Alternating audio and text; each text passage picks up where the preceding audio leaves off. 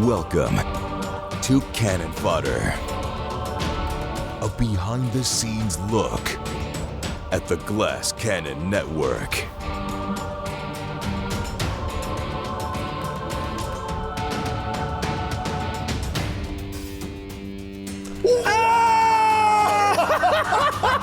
What is going on, Wow. Glass Cannon Nation? Welcome back to the Cannon Fodder. It is so good to say that. Wow. My name is Joe O'Brien. And I am Troy, Privy Councillor of the Queen's Privy Council of Valley. Privy Councillor of the Queen's Privy Council. That's me. Wait, does that mean you're in charge of the bathroom? I'm in charge of everything. Of every No, I'm not in bathroom. charge of the Privy. I'm in charge of the Privy Council, the council that runs the bathroom. Yes. I get it. I don't know. It's Prince, Very important Prince job. Philip has 133 titles, so I picked one of them. That's a good one. Yeah, a little fun fact. He's Prince Philip, but he's married to the Queen.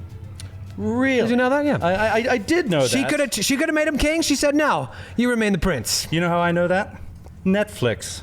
Oh, The Crown? A little show called The Crown. Spoiler alert.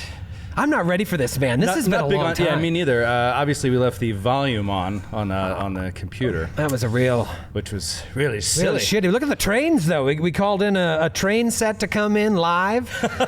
They're right on time. I said, please, 7:01. It's like an overgrown children's toy train that goes by our office when we're recording sometimes. It's like the background during Mike Tyson's Punch-Out when you were training. Was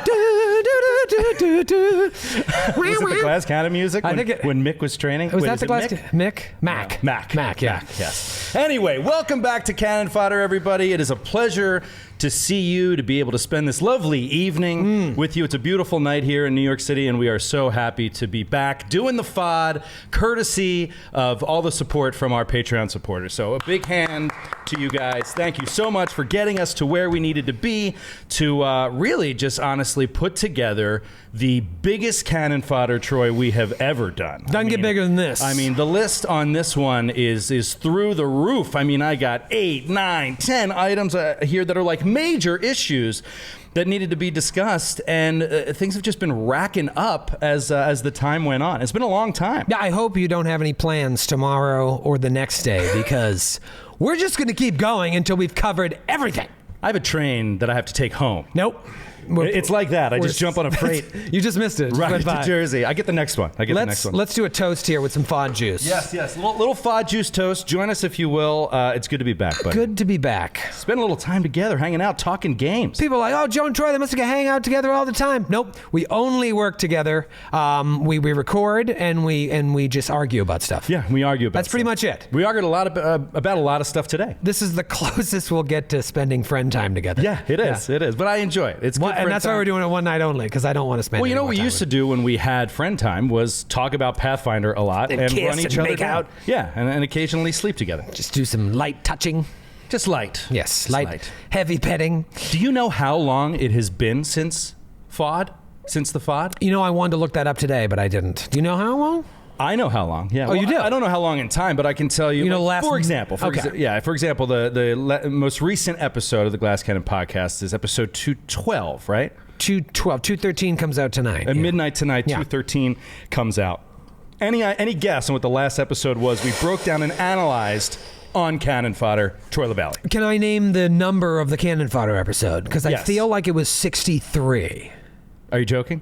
No, am I right? You're way off. Really? Yeah. Way off which way? Way too low. 89. Nope. We never got to 100 episodes of Cannon We did not. Fodder. We got to 92. This is Cannon 92. Fodder 93. Wow. Ladies and gentlemen. The big 9, they always say 93 is the special one. That's the big one. Yep. It's just a nice, chunky 3-month break in between. Or, I'm sorry, 9-month break. You know, if in we do between. 7 more Cannon Fodders, then we can get sold to syndication. That's what we need. We got to hit that one. Why did we stop so early? Maybe we should do 7 more, Actually. just so we can get this on basic cable. There's a lot of reasons for that. We probably shouldn't get into it too much too soon. Yeah. But I do want to talk about a lot of different issues. Oh, wait a minute. I didn't say the answer. The answer. Yes, what was the answer? Episode 169. That was the last episode we addressed on Cannon Fodder. What happened That is in a that? lot of content. That's a lot of content. To miss out on, to not be able to talk back about. Yeah. So we are going to cover some of that tonight. That's right. Ladies and gentlemen, we are going to talk about Giant Slayer. And we're going to talk about androids and aliens. Oh. Can you believe it? We might even get a little Raiders in there if we can. On Friday, we dropped our second edition game with Jason Bullman and Eric Mona. 2E that was dropped on Friday. That was part 1 of 3 parts that will be coming out. Yes. Second part comes out this week. I don't know if any of you had a chance to listen to the first part, but They're almost 3 hours long, so you might want to space them out over the week. Yeah, they're pretty chunky, but we're going to talk a little bit about that. Yeah. Just a little touch, a little dip into second edition. Then we're going to talk about Emerald Spire. It's time. It is time. It's right ladies and here, isn't gentlemen, it? To talk. It is. I brought it along. Little set dressing? Yeah, a little set dressing. I brought it along. We're going to get an update on Emerald Spire. We're going to talk about some of the other Patreon goals, where we are with those. That's important. We're going to talk about what we're doing right now, Twitching, how that's going to come into play, and that obviously rolls over from the Patreon goals. We need to talk about Glass Cannon Live a little bit, some updates there. A little bit of Glass Cannon A little Live. bit of teases about 2020, maybe. What else do we got? Speaking of this, we'll talk about Cannon Fodder. Yeah. Because Cannon Fodder is a subject in and of itself at this point. It's been gone for so long. Where has it been? Is it coming back? We're going to talk about that. We got some new merch coming in we got to talk about before we head into Gen Con. We got questions from you guys we have to get to. So Cue that. lots. Yes. Lots to get to tonight. And I'm really, really looking forward to it. But we're going to start with Giant Slayer. Yeah. Now, which one is that? Giant Slayer is the one. How do I put it? It's the one with you have these 4 deadbeat players. Yes. And they bring hacky characters with no depth. Now I remember. And they don't know any of the rules. Yes. Oh, our flagship show. Yes. That's the one. Yes. Okay. I should just use the word flagship right out of the gate. Yeah. Yes, it is the show that it seems the most of you listen to, and I hope many of you are caught up. We're not going to go crazy spoilery, but we got to talk about some stuff. Now, we're not going to go too in depth. We always joke about, like, are there people that just listen to Raiders of the Lost Continent? Right. They just get that. Just subscribe and $5 sub and a gift card, and they're like, I'll check it out. I don't have time for your free shows. I just want to listen to Raiders. I just want a beach adventure. That's all I'm in it for. I like what I like. You of all people understand that? Yeah. No, there's so much that has happened since 169. Since 169 that it's not that I want to cover all the highlights. I want to kind of just generically look at a few of the things that we passed over in Book 4, and as we started heading into Book 5, thank you, Steve Geddes, for the bits. That is so generous. We want to make sure that we are covering some of these things because they were important and they were big moments, and we didn't get a chance to have a FOD at that time. Huge moments. Episode 200. I mean, there's a lot to talk about. Yeah. So you know what? I'm just going to come out and say it. There were a couple character deaths. Maybe that fell on me a little bit. And I want to know, I want to ask you if you felt that, maybe not at the time. So, and look, this is not a question about do you regret. Yeah, nobody regrets anything. I want to keep this as non-spoilery as possible for people that aren't caught up. Sure. So we're not going to name names. Nobody regrets anything. No, that's not the point of the conversation. There's no time for regrets, man. The point of the conversation is really more of if you're doing a show and you're doing a show about a game like this, is there a point at which there are too many character deaths and it sort of cheapens the narrative because you're not finishing arcs? Right. No, I mean, I understand that sentiment, and I think there is always the risk of that happening, but like at the same time, I think what separates our show from other shows that are actual plays is that like we let death happen. And like I personally I'm not going to save a character because, we had too many deaths this month. You know what I mean? Like I'm going to kill someone. And then I think what's important is if you do end up in a situation where there are multiple deaths that could risk cheapening the story, is you have to make their deaths both mean something and find a way for it to continue the story rather than just it be an end. An end. Like, now we never got to hear the rest of their story. Like, sure, you're not going to be able to hear all of the things that player had planned, but at the same time, I think it's up to the GM and that player to find a way to round out that story and maybe take it in a new direction now that they're dead. I mean, to me, it's really on the GM. It's like if you're just going to kill characters left and right and then have it just be like, all right, bring in a new character, then like it's going to be lame and you risk it not meaning anything anymore. Yeah. But I think you got to keep the story going. Sure, and I think that more than anything is a reason to really adhere to the rule set. Yeah. And obviously we fall short on that, but not for lack of trying, but we do fall short on that sometimes. But it's not as if we are fudging a lot of rolls to keep characters alive, because you have to draw a line in the sand. If you are... You can't say, oh, up to this many, and then we're going to change the way we play the game because it's going to cheapen the narrative. Yeah. It's like, well, you have to choose what kind of story you're going to tell. And if you're going to tell the story where everybody lives till the end, that's fine, and that's totally your prerogative to tell that story. Do your players need to feel that risk to enjoy the game? Maybe they don't. I think we are a group that more so needs to. I think our audience more so needs to feel that way. But if you do feel that way, if you want to play with that risk as a player, and if you enjoy that risk as an audience member, you can't then be angry that there's too many deaths. Right. You know, because it has to be... Some of it is on the players. You can't to play have it both well ways, and to build correctly and all that kind of stuff. There are times when because I don't fudge dice. I say that left and right. I never fudge dice. But there are times that I'm pulling for you guys as I'm about to roll, because I'm like, I don't want this character to die in this moment. I don't care if they die later, but like I'm not ready to lose that character. Oh, good, it was only a 12. You know what I mean? Like, so there are times when I'm rooting for you. It's not that I'm just out to kill indiscriminately. Like I really want those deaths to matter, but sometimes it just fucking happens. Yeah. And you've got to, then it's on me and the player and the other players at the table to feel the gravitas of the moment and to have it continue the story, not put a bolt right in it. Well, and I think that's a good segue, because you are sitting there looking across at us, and you have in your quiver Skirkatla. Which is extremely deadly, a brutal sort of boss to have in a book, and it's.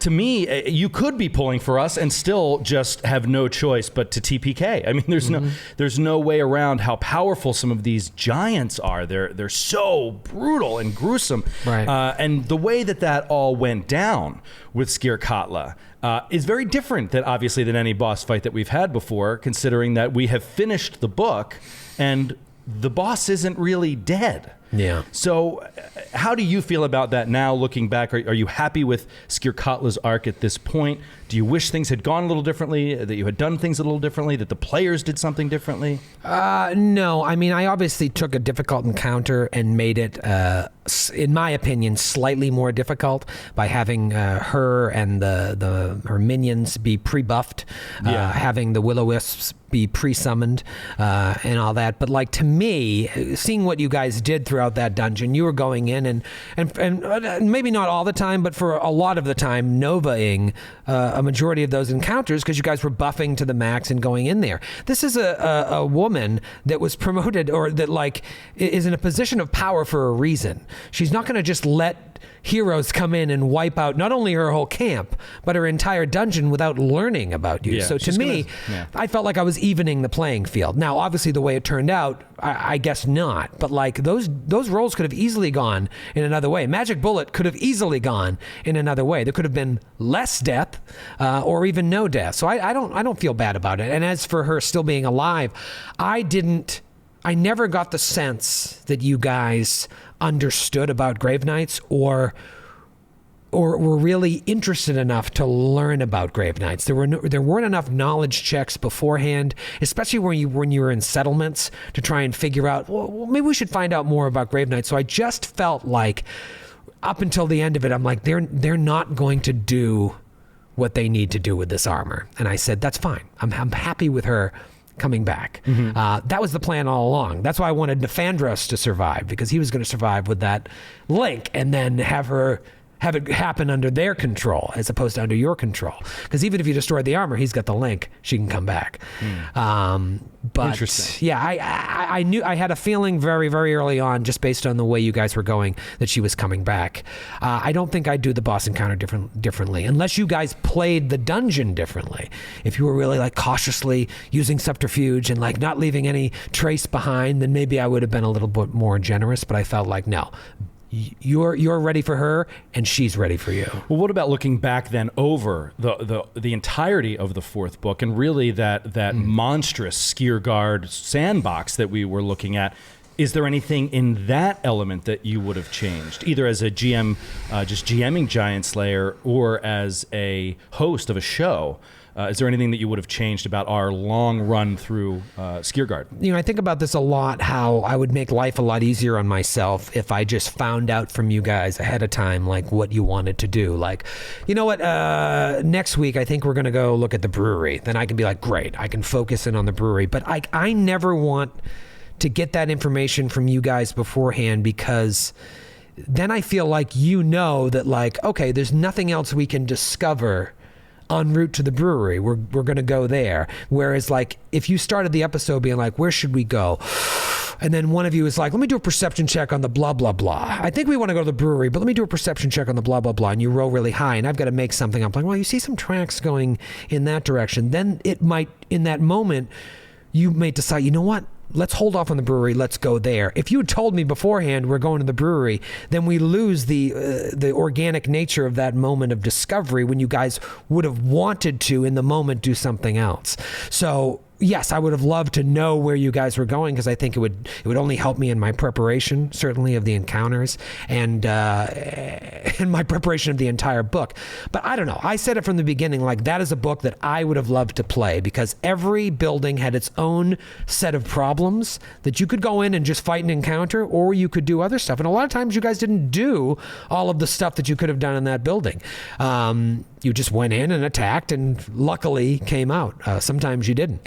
But yeah, So I no, wouldn't you change would it. not have done anything differently. No, I don't think so. Okay. I really don't think so. Well, let's go back then. There's an interlude in the middle of book 4 with one of our favorite sessions that we've ever played, which was known to everyone as episode 200. 200. And man, did we have a blast that night playing that game. It was just so much about it that stood out, and that was just, it was unlike anything that we had ever done before, both as a show and as just players playing in our own home game. So why don't you tell everybody where the seed of that idea, where it started, when it started?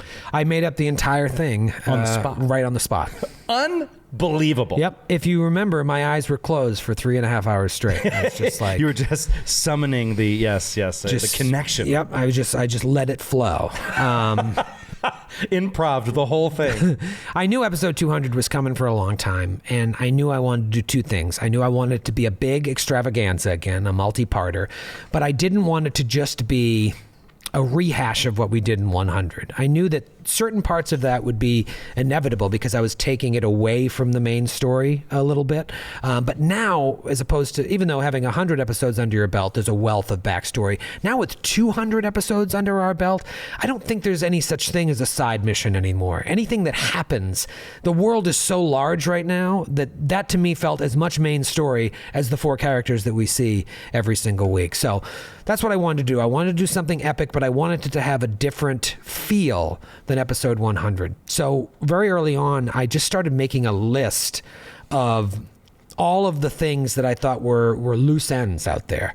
And I wanted to be able to touch on as many of those as I could while also asking new questions. Like any good season finale of a TV show, you want to be able to like wrap things up, but then get your audience and the players excited for, well, what does that mean? I mean, there's stuff in there that you guys don't even talk about that I'm like, I hope they go back and listen to some of these episodes, 198, 199, 200. Nah. You'll never do it. But you guys might. And they'll be like, well, why? No one ever talks about that time he said blah, blah, blah. And then all of a sudden it's going to come back in 250 or 300. Like, oh shit, I didn't see that coming. But there was stuff I was still changing while we were recording. I mean, I had a very open-ended outline for how this was going to go, because yet again, each person at the table only knew their part in the story. And for the most part, you knew more than anyone else, but even you didn't know a whole lot. You knew you were going to play Silvertusk. Right. I knew I was going to play Silvertusk, and I knew that we were going on a mission to save Sir Will. Extract Sir Will. So I knew that we were going to attempt that. That was all that I knew. That was all I knew. And you were like, the other characters you're going to have to get them to go on this mission with you. Yeah. And I remember like pushing you to, because it's such a big night and there's so much that has to happen. Yeah. And I was like, can you give me a little information, just like, something about what might motivate these specific characters to go? Because I don't want to have a situation where, all three of these players are not going to have their characters just do what you say because they know that the story has to get there somehow. Yeah. Like, they'll play their character straight, and they will want to know that they're properly motivated to get to be where they need to be. Right. And so I was like, give me a hint, like just a class or some sort of a tidbit of backstory that could help me bring Grant's character in, whoever he is. And you were just like, no. Across the board. You're going to have to improv on the fly, O'Brien. And you know how I hate that. Yeah, I think you did an outstanding job. And I thought it was great. I was so happy with... Imagine being surprised. I mean, you guys were surprised. You're all surprised by, like, Jimmer just, like, walking in and just the intensity of Metra. And that was the last piece of the puzzle. Adriel was so creepy and weird and cool, and it was just it was really fun to experience it live, and it harkened back to 100 for me. Meeting Pembroke and Feyraza and Rasvataz, and that was all these new characters you're meeting.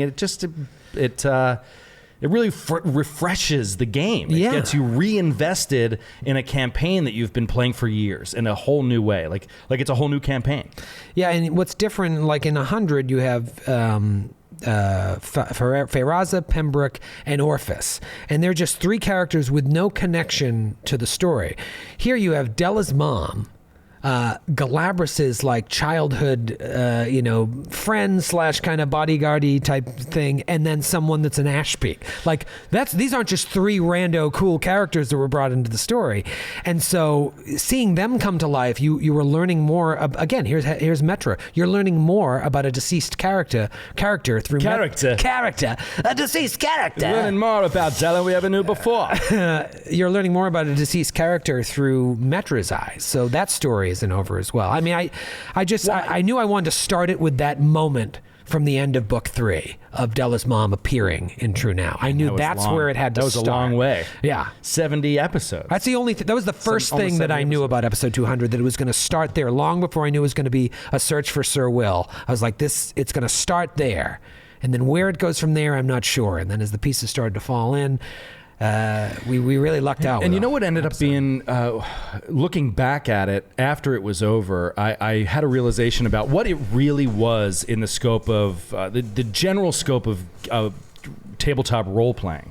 To me, it was something that I strive to do as a GM, and that I think all GMs should strive to do in one way or another, and that is to expand the vitality of the world beyond the PCs. So that they truly feel that it isn't just us against them, but there are other us's against other thems that are rotating around them. And whether it's all little variations of good versus evil or not, these gazetteers and stuff like that Paizo puts out are so rich with faction ideologies and religious conflict that you can play out things that your players' characters might not be in, but that you can show going on around them, and little things like setting out a time frame for your campaign and then just peppering in days, weeks, months before you even start the campaign, just not weeks in real time, but when you're planning out the calendar of your game, just having little world events that are in there that you might forget about because you've been playing your campaign for a year. 2 months have gone by in game time, but a year ago you wrote this little note that said there was an earthquake on this day,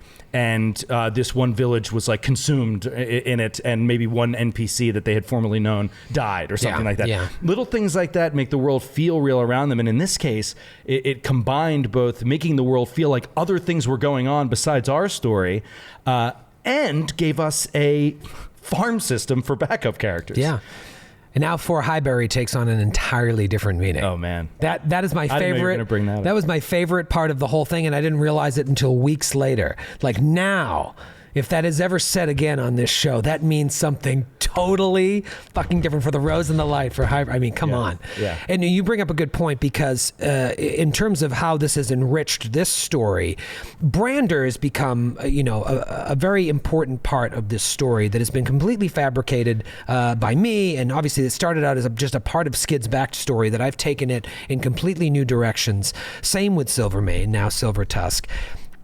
Volstis is the big bad, as far as you know, of Giant Slayer. And it's someone that you didn't hear about until the end of book 2, when you find a letter in Grenseldek's keeping that says, she tried to offer herself as a dowry in her army. And he's like, don't ever talk to me like that again. But this is a guy that is hell-bent on raising up an army of giants, bringing them together to take over the world. But this is a guy that we're in book 5 right now. You have still not seen. You've only heard whispers of. You've obviously seen what he can do. You've seen that he can bring a bunch of giants to Minderhall's Valley, reinvigorate a cathedral dedicated to Minderhall under his general Urithash. You see that he can have Skirkatla raise up an army of primarily frost giants to train and send the best of the best now over to Ash Peak. But you haven't seen him. What episode 200 has done, it shows you that his goals are starting to come to fruition. That attack on Highbury of the army of the undead, although that is obviously more of Skirkatla's doing, that is a byproduct of his plan to take over the world. And so seeing that in action, even though Volstis is kind of out there as this big bad that you don't quite know a whole lot about, seeing that his plan is working, to me it makes him just as terrifying as Brander. Oh, yeah. I mean, I can tell you, we haven't even talked about this, but personally, I consider Volstis to be far more dangerous than Brander. Like Brander, I don't see as this immortal, indestructible sorcerer of unbelievable power. I see him as someone that is scared of Volstis. I see him as someone who is scared of Skirkatla. He's just not scared of us. Nor should he be. But I think that he is... No one is. Honestly, I think that he's a middleman in a lot of ways. I think that not a middleman in terms of reporting to a hierarchy, but a middleman in terms of, I think that he is a...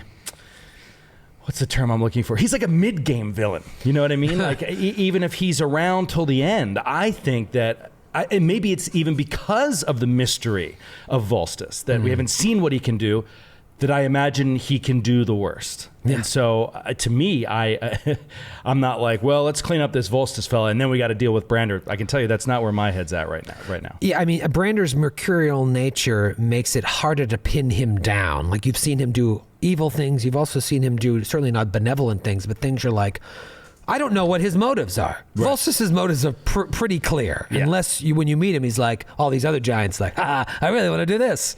Right. I want to buy a timeshare and Abaddon. A16 Ocean View. A16 Ocean View. If you can get that real estate, buddy, it's going to be tough. Yeah. All right, well... Let's quickly touch on book 5 before we move on. I feel like we need to because Giants, it's the flagship show. It's the flagship show, and these are the most recent episodes. Obviously, we're still in the very early phases. We're still developing the beginning of that story. Yeah. Are you enjoying the opening of the book in terms of how we're handling it, where we're at right now? Is it just going well for you as a GM? Well, it's funny. You asked me before about, like, are there things I would do differently in book 4? And while I said no, there's things I learned in doing book 4 that I'm applying to book 5. And, like, I can understand if it sounds like if you have a whole episode that's just planning, that can be, it can get a little much. Like if one episode is planning and the next episode's battle and then the next episode's planning and then battle, that's going to get stale real fast. And so I want to make sure that doesn't happen. But I also find it fascinating the way that you're approaching these combats because you understand now. The full book 4 was an education. Yes. After that battle with Skirkatla, you now know we cannot take any chances. So to me, it's about finding that happy medium as the mediator to allow you guys to plan, but also push you to take action.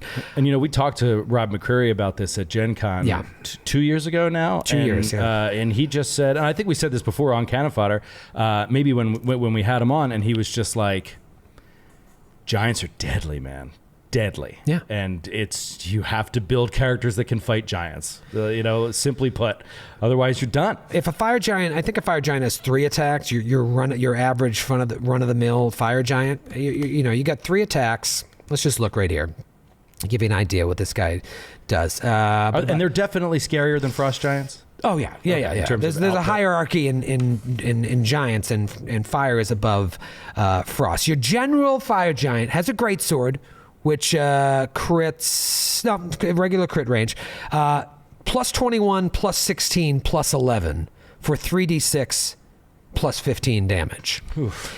And then with power attack, you're getting even more on top of that. So you're a crit away from, boom, possibly taking somewhere in the realm of 70 points of damage. In one hit. In one in hit. A 3. Just boom, 70 point on one hit. And then he's still got two other hits that may hit. And it's critting 19 to 20. Did you just say that? Or? I didn't say it's critting 19 to 20, but a great sword crits 19 to 20? Yeah, it sure does. I think so. Yeah, it does. 19 to 20. So, brutal. So you can't just be like, I'm just going to fight toe-to-toe with them. I mean, maybe Jimmer can, but Dalgrith can't. We've kind of mowed a little bit because of strategy early on here. Is this something that is, like, are we not seeing some abilities that are pretty freaking neat and scary? Like in the pit, for example, like the hungry pit guy. Was there anything there that you were like, oh, I wish I could have done that? Or is it pretty much just swinging a greatsword? No, I mean, that guy, yeah, he can do more than your average fire giant. Okay, well, but I'm not worried about it. But, I have a feeling tell me exactly. There's more of them in this mountain. I honestly am in a very weird position. I'm rooting for you guys a little bit. Again, Really? just like sometimes I'm like, please don't die here. Sometimes I'm like, hit him, kill him. Go for it. I want to get you to the next room. I want to get you here. When I have a chance, I want to kill you over here. Yeah, I want to kill you in that room, not this room. When I have a chance to stand and bang, if I got 3 attacks, I'll be like, all right, here we go. Let's see what I can do. But if you guys are, I'm fine with it. Okay. Because I have an understanding of this book that you guys aren't going to understand for quite a little bit, and then you'll feel bad for everything you've done. That's all right, well, let's move on, shall we? Can we? Oh, you know what? Actually, I do want to ask you just about the. Are you finding complications in the nature of high-level play where we're at now for doing the show? Like, is there complications that are coming up in your head, and do you have any idea how to resolve any of them? When I'm just playing a martial character, the only thing that will slow me down sometimes is when they have 90 like special abilities and feats. Because sometimes I'll be like, oh, I forgot they were immune to electricity or something like that. Because I'm just trying to focus on telling the story sometimes that I'll read it, be like, all right, immune to electricity. I've got it written here, immune to electricity, a little note to myself, immune to electricity. And then someone will cast lightning bolt and I'm like, oh, looks like all that damage went through. Like I just forget. It's when you guys start dealing with casters or like classes that like I maybe haven't played that much that I'm just like, oh God, all right, I really got to I'm starting to sweat. It's that high level play that I get a little more apprehensive about because it's just so much more preparation on my part to make sure I do it right. The issue is like I'm doing all this preparation for this character and then Grant or Matthew will be like, all right, I'm going to try and do this or I'm going to cast this spell. And then we're all sitting here like, I don't know what fucking happens when you do that. Like, is that a CMB check plus 5? Like, you -5 the concentration check? Like, what am I going to do? Like, all right, please stop. Hold on. Core rulebook. Yeah. D20. You know, it'll take us 3 hours to record an episode. To me, it's like if we're telling a good story, we're keeping the pace moving, and we're hitting like a solid 85% of the rules. Right now, I'm fine with that. You know what we've taught? I guess we could tell them. You know, you and I have talked about a couple times privately, and like, I don't know how we're gonna make it happen, but we were like, we should get a rules lawyer in here that is sitting in like a producer position, you know, with a microphone and just doesn't play and just watches us and points out when we have forgotten things, ongoing conditions, rules we got wrong. Right. You don't forget to make that fortitude save. Right, exactly. You're round. bleeding. You have 1d6 bleed right now. Yeah. We've talked about this, and now it's getting into a point where it's like it's going to be a paid gig. You know? Yeah. Like we're going to hire somebody to come in here and do it. We just have to find the right person. And do it in a way that like we're getting better at the game, but we're not grinding the game down to a halt because we're making mistakes every single round. You know, right. Got to find that, choose our battles. But I think it'll make us better players long term because hearing someone call us out all the time for the same stuff, we'll either figure it out or we'll develop a system to track that. Like we're so shitty at tracking saves for poisons. Let's just create a poison dry erase board and we'll just pass it around when you're poisoned and you got to tick things off. Yeah. I don't know. It's like an assistant GM. We've always talked about like it'd be really nice to have an assistant GM. But I mean, man, is that a hard position to hire for? You know, you have to know when the right time is to interject and fix the rule. Yeah. And when it's fine to just let it go this time. Right. You know, knowing that, feeling that, that doesn't come easy. They have to be a rules lawyer without being a rules lawyer. Exactly. We are looking a little dark. I saw that. Is there any way to change exposure on anything? Yeah. Or brighten the light a little bit? I can do that. If I do it once, I think we'll be set. Okay. I'm going to do that. Do it. I think we should do it. All right. I just wanted to break. All right. Well, you know what? I'll let you think about this while you're changing this stuff because I'll tell you this. It's a question that I've gotten a lot. I got it a lot. Oh, there. Oh man, already it's coming through. It's a question that I got on my trip to Tulsa when I hung out with. You're not fooling anybody, what? Right? Wait, who fixed the light? I just had to tie my shoe. Thank you, cabin boy. God, my knees are going to be covered in bruises. God, we need a rug. You're 40. You can't be crawling around on a cement floor. What was I thinking? Anyway. Why am I out of breath? I'm hanging out in Shuffles in Tulsa with some new friends of GCP Nation, and we had a really great time. And a question was posed to me that I get asked at multiple live shows, that I get asked at PaizoCon, and over and over and over again, and that is... Why are you the worst? Why are you still on this show? It was what... Who would ever put you in charge of anything? It was what comes after Giant Slayer? What is coming next? And I honestly don't know. You're going to talk about this right now? No, all I'm going to say is I don't know why everybody keeps asking me that question. Like, I don't understand why. Why? It's why do you? A lot of people ask this. Why are you so surprised by it? I'm just shocked by it because it's years away. First of all, like, it's a couple years away at least. And how could we possibly know what we're going to be doing in a couple of years with this particular podcast? I don't know. Maybe, you possibly have ideas or designs, but there's so much story to tell in this story that, questions like, are you going to start a new show? Where's Emerald Spire? Is Cannon Fodder coming back? Those all make perfect sense to me. Mm-hmm. But like what are you going to do in 2021, quarter 4? I'm just like, why is that on your mind right now? Well, I think it's because, maybe it hasn't hit you guys as much because you're in it every single week, but and I've even said this on the show, the end is in sight. Like, this is a finite story. We're in book 5. Even if this takes another 2.5 years to complete, like, the end is in sight. And so people are wondering, like, God, this story's going to end. How are they going to top this? Where are they going to go from here? And I think the big question in a lot of people's minds, especially with the way the gaming world has changed with Paizo's big release coming out at Gen Con, is, are we going to do 2nd edition or are we going to do 1st edition? And to be completely honest, we have no idea. We have no idea. One thing that I think is important for people to know is this is a decision that's totally up to us. Paizo isn't like, you need to do that. Like, that's just not how that relationship works. Yeah. Like, we do whatever we want.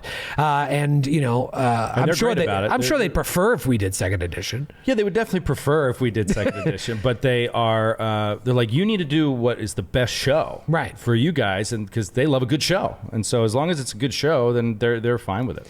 And it has to... Like, it has to speak to me. Like, if everyone was like, I want you guys to do Mummy's Mask, but I'm just like, I hate pyramids and Scorpion King movies and stuff like that. I'm like, I have no interest in it. Mm-hmm. And thousands of people, then I've got to, it has to speak to me. What about a dinosaur adventure? What Absolutely not. Absolutely. Damn it.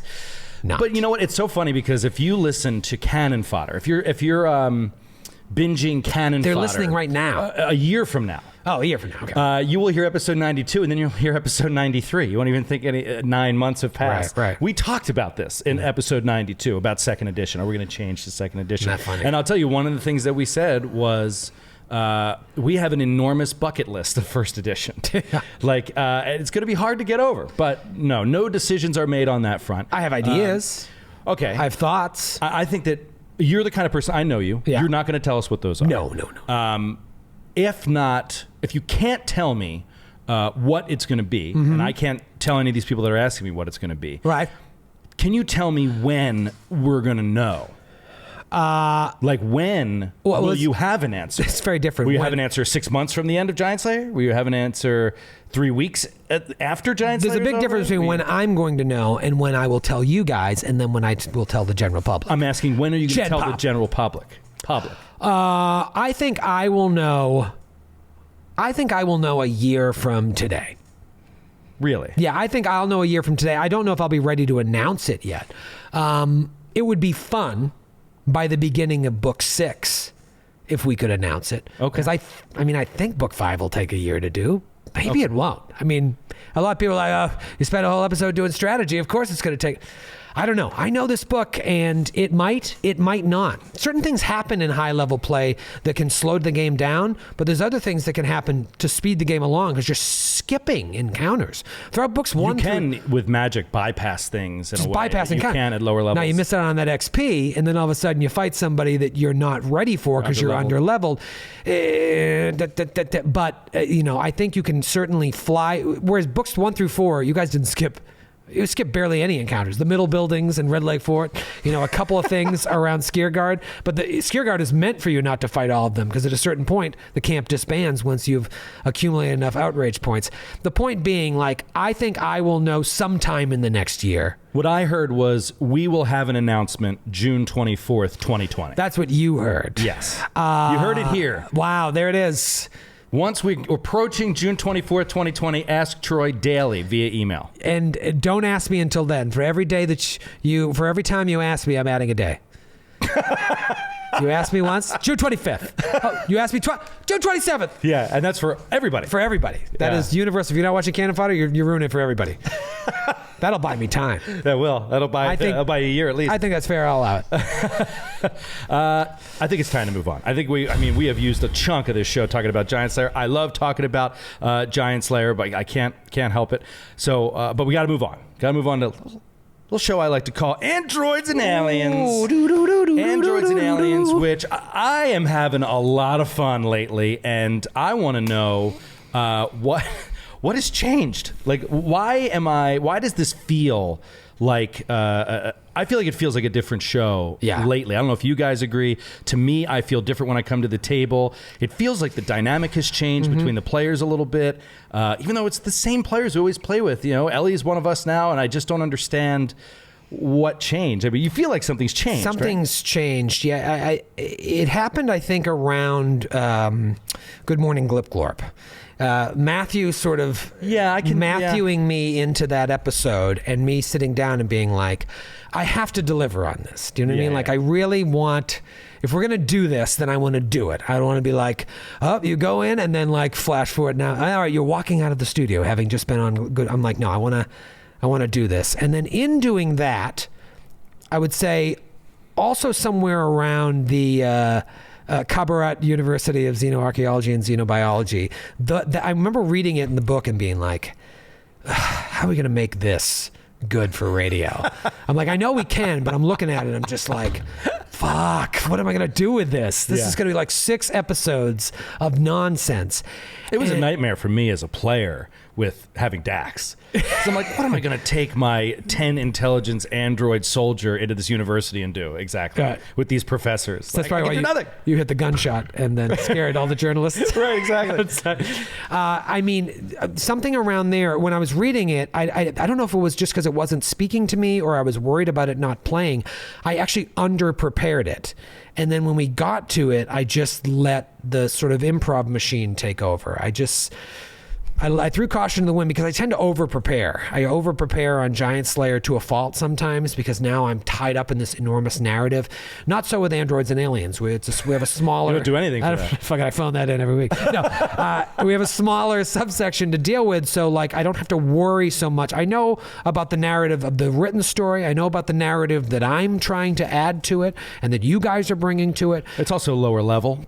It's lower level. The system is a little more streamlined. That we still make mistakes, but I'm just not as worried. Wait a minute. I fire my laser pistol.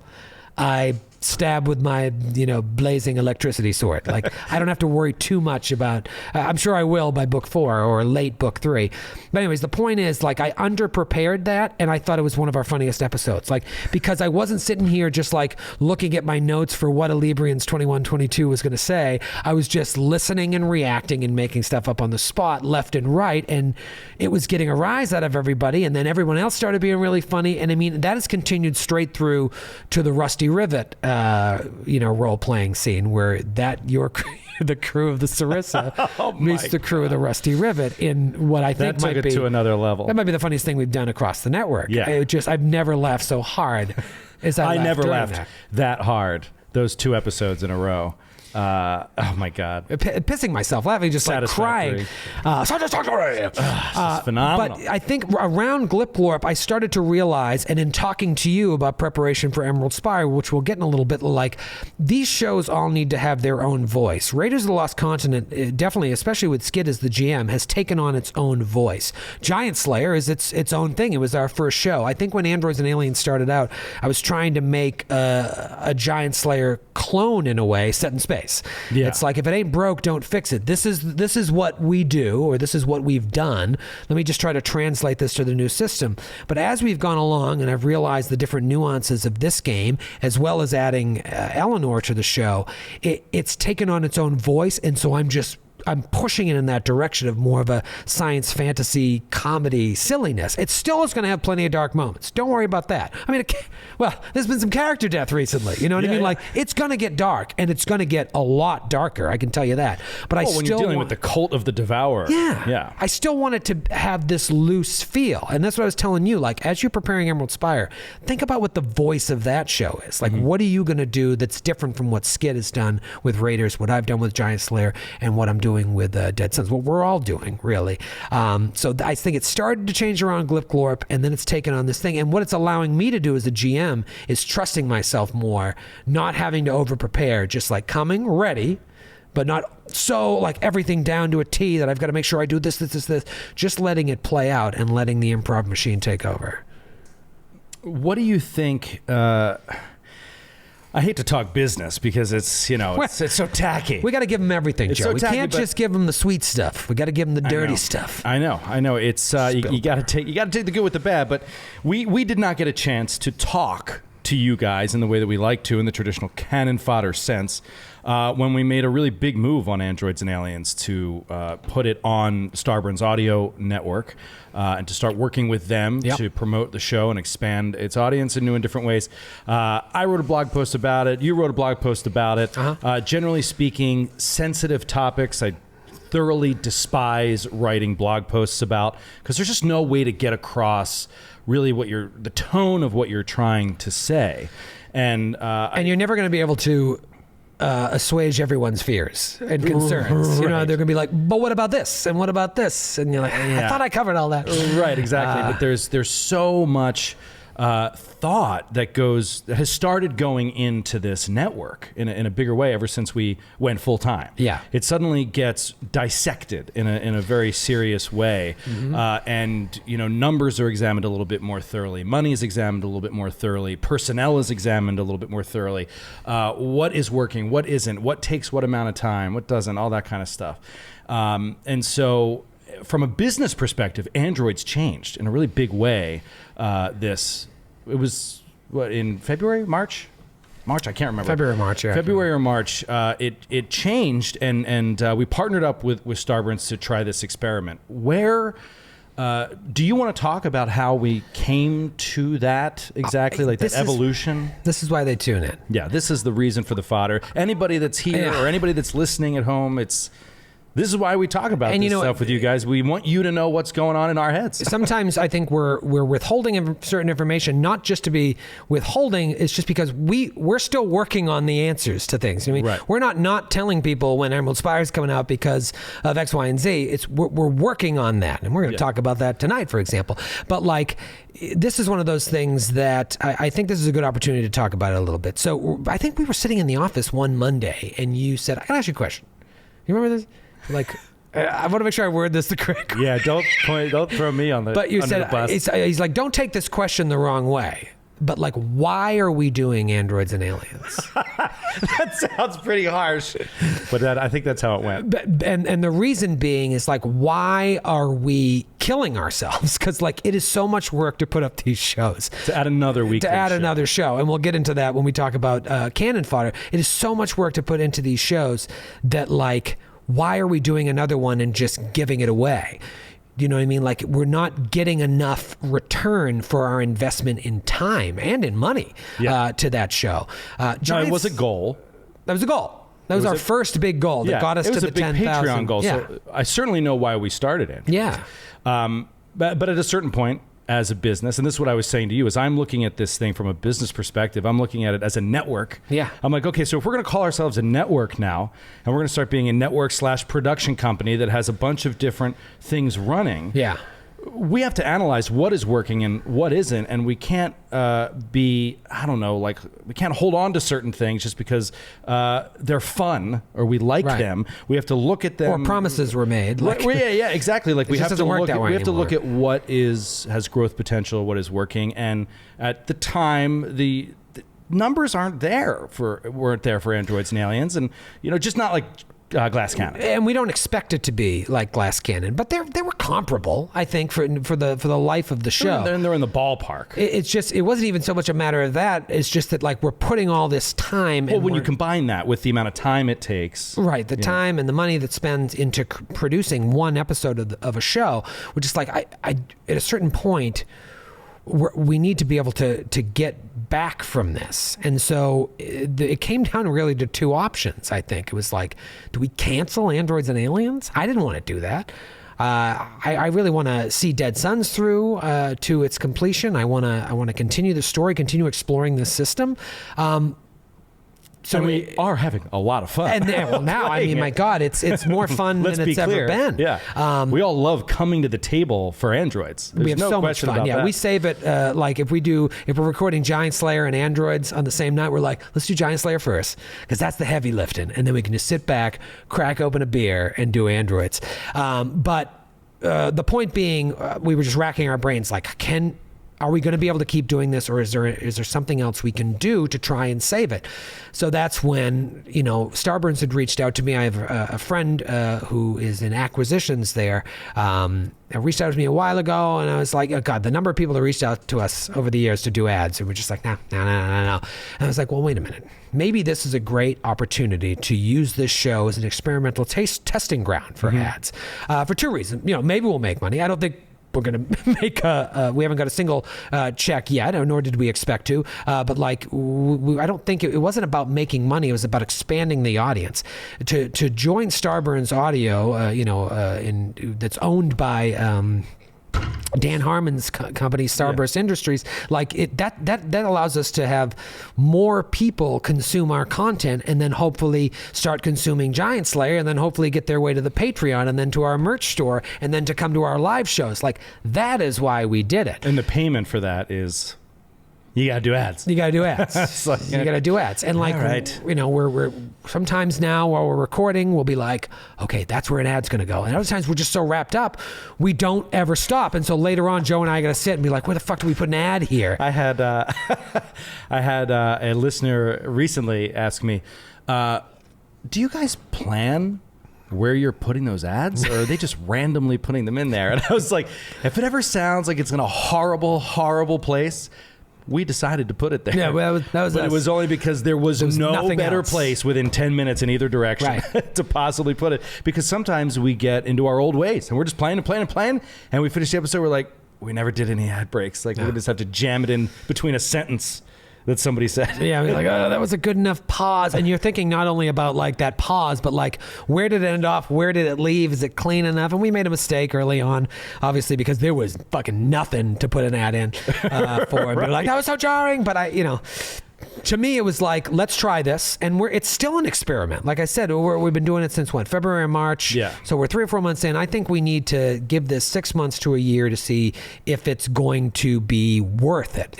Are we getting more people to our network? Are we gaining more subscribers and listeners and fans that are coming out and buying our stuff? Or not, and then, or are we getting like checks for $20,000? You know what I mean? Like that. Great. Well, let's put 2 more ads in every. I'll give you that answer. No, no, we're probably not. If it's not worth it, well, then we have to revisit the conversation again about what do we do with Androids? Well, what if it doesn't? Okay, so if it doesn't work, if we're not seeing an influx of new listeners, then what is that? What are those options? I mean, you say you want to finish Dead Sons. You say you don't want to cancel it, but Yeah. what are the options? I think we're at least two to 3 years from finishing Dead Sons. We cannot continue working on a show for 2 to 3 years just out of goodwill. Do you know what I mean? That show has to be able to bring in, it has to be able to grow the network. Yeah. Not even just financially. It has to grow the network, so that we're grow the niche. competing with the big boys. Right. So we'll have to revisit it. Should I talk about these possible plans and stuff? I mean, Other I think you can things? tease. I could tease it. Tease. Shit, I'm not. I need Not more sure. beers to talk about this. Well, speaking of, you know what? That's a good time for Yeah, a break. well, the answer to your question, we're going to revisit later in Cannon Fodder. You know what? I think we could do that. Do you know what I mean? Because Yeah. that kind of segues into another conversation. I think if we go about it this way, it's going to be bad. Yeah. And if we go about it the other way, it'll make more It'd sense. be like, oh, that's kind of cool. How about a beer break? Yeah, let's have a beer break. We very excited to. I think Brewer Seth is in the chat with us tonight. He sent us a beer from Wooden Legs Brewery in South Dakota. Brookings, South Dakota. Yeah, Brookings, South Dakota. We have not tried it yet. We have it here with us. We wanted to give it a try as we transitioned here. What is that one there, buddy? All right, so this is going to be a stout. Sits around 5.9%.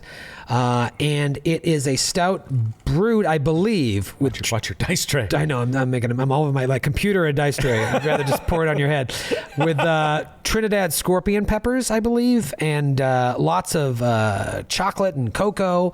Might be some coffee in there. I have the email somewhere here, but I don't want to drive. I started the show pouring up. myself a full pint, and after you got through like the fourth ingredient there, I was like, I'm going to stop. That's this now. 5.9%. You can drink these all day. It's peppers. It's a nice beach beer. Gross. Just crushing a stout at the beach. With a bunch of chocolate and hot peppers in it. Just 96 degrees sun. Is it 108 out today? Burning my pale skin. So this is, this is something we've been working on. Hey, cheers, Seth. Oh, cheers. He threw us some bits, buddy. It's good to have you here. Seth came here to the studio. He did. I mean, Wooden Legs has sent us so much great beer. It always travels well. I haven't had a single beer. I said this to Seth when he came here. I haven't had a single beer from them that I haven't loved. And I do not love most things. I'm very critical of everything and everyone.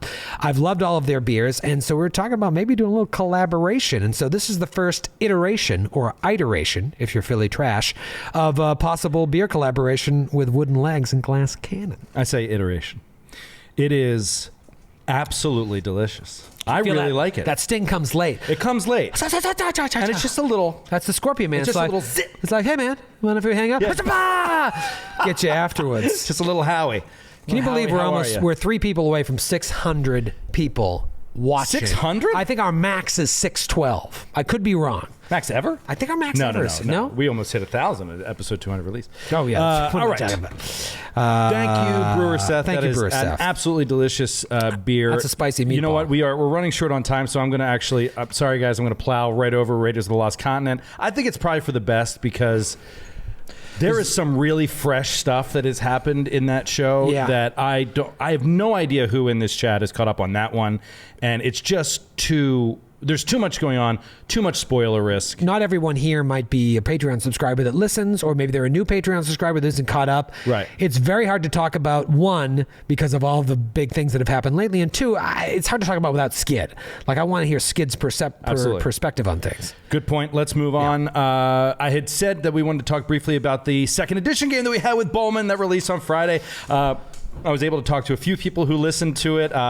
Reviews are good so far. I think people are enjoying it. We had an absolute blast. A huge thank you again to Paizo, to Eric Mona, and Jason Bullman for having us and hosting us and playing with us and just letting us go nuts at 10 in the morning every day at PaizoCon. Just sinking our teeth into real, actual second edition. Yeah. It was really fun. I'm not going to spoil anything, but I highly recommend that you get it. You can stream it from our website. You can find it there. Mm-hmm. It's on our YouTube channel as well. Yep. If you're on here and you are not subscribed to our YouTube channel, please subscribe. Yeah. It helps us out a great Takes deal. 2 seconds free. You don't get a million emails. But yeah, check it out on there if you want. And then if you want an RSS feed for audio only right into your phone, then head over to the Patreon. It's available to our $5 a month subscribers on Patreon. You can hear it.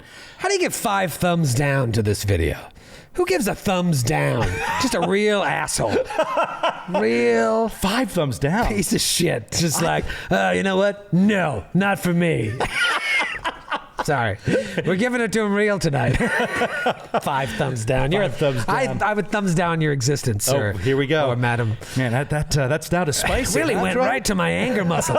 It really did. You know, Triggered it. I was going to say about second edition. Oh, how great was it to get an email and then a hard copy of a character sheet in handwriting created by Jason Bullman? I still have mine at home. It's a collector's. It's like framed. It's framed. He was like, here you go. He sent us the email and then gave us the physical copy. It's a beautiful character sheet. I think they're going to be selling these character sheets for you to be able to use in your game with his amazing handwriting. It's free in the core. Oh, it's so cool. And it's a gorgeous character sheet. It's reminiscent of old school character sheets. It's really, really well done. Yeah. Anyway, we had a blast. I'm not going to talk about the story at all. I do briefly want to touch on second edition. We talked about it in our last Cannon Fodder because we were getting into the playtest at that point. We had just finished the first part of the playtest, so we already had some reactions to stuff. So I don't think we need to talk too much about it. But I do. We like the 3-action economy. We like right, exactly. I just want to mention what has sort of survived, crossed over from the playtest, at least that we have seen so far, to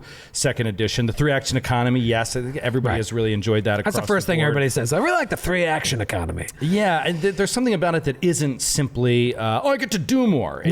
There's something about it that makes the game a little bit more fun.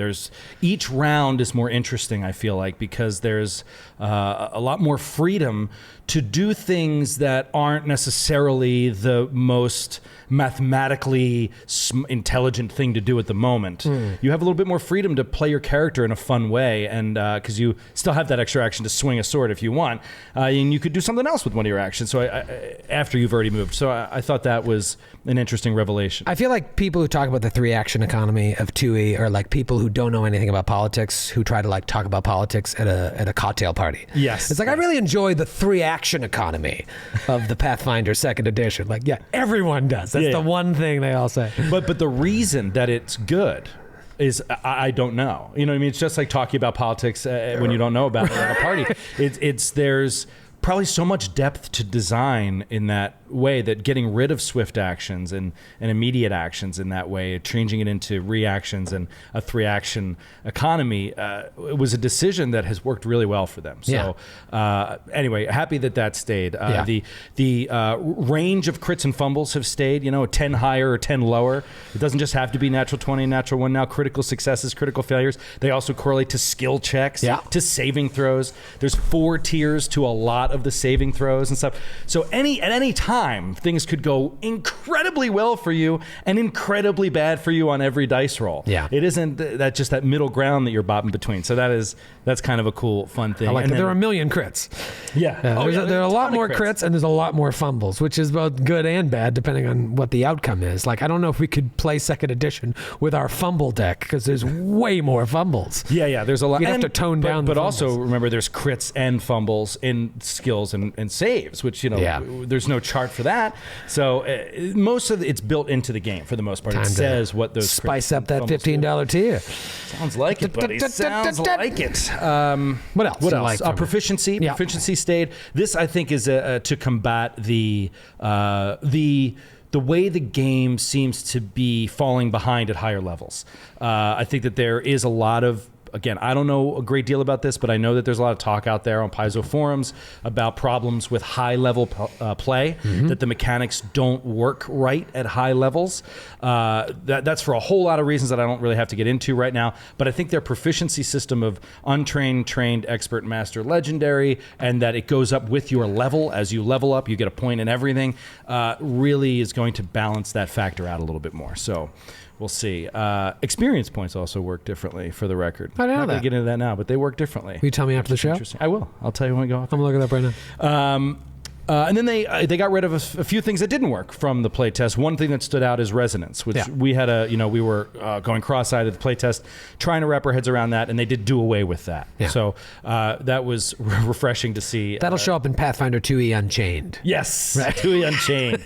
I think they had the right idea going in for resonance. What they were the kind of thing they were trying to prevent made sense to me, but the mechanics of trying to actually do it at the table was a little exhausting. So yeah, now they've come up with another solution. Like instead of you just being able to wand to bring you up, you've got to wait 10 minutes, I think, to do it or something like that. Yeah, there's some sort of time delay on those repeat use magic items to balance that out. So it was interesting. It was really fun, and I'm excited to explore it further. Yeah, for sure. So all right, let's get off of that and let's get to man. You ready to talk about this? We're here, man. We're here. You want to have it? Should I get it out? Yeah. Let's talk about it. Ladies and gentlemen, we're just, it's time to talk about Emerald Spire. We're going to do it. We're going to talk about it. I don't want to.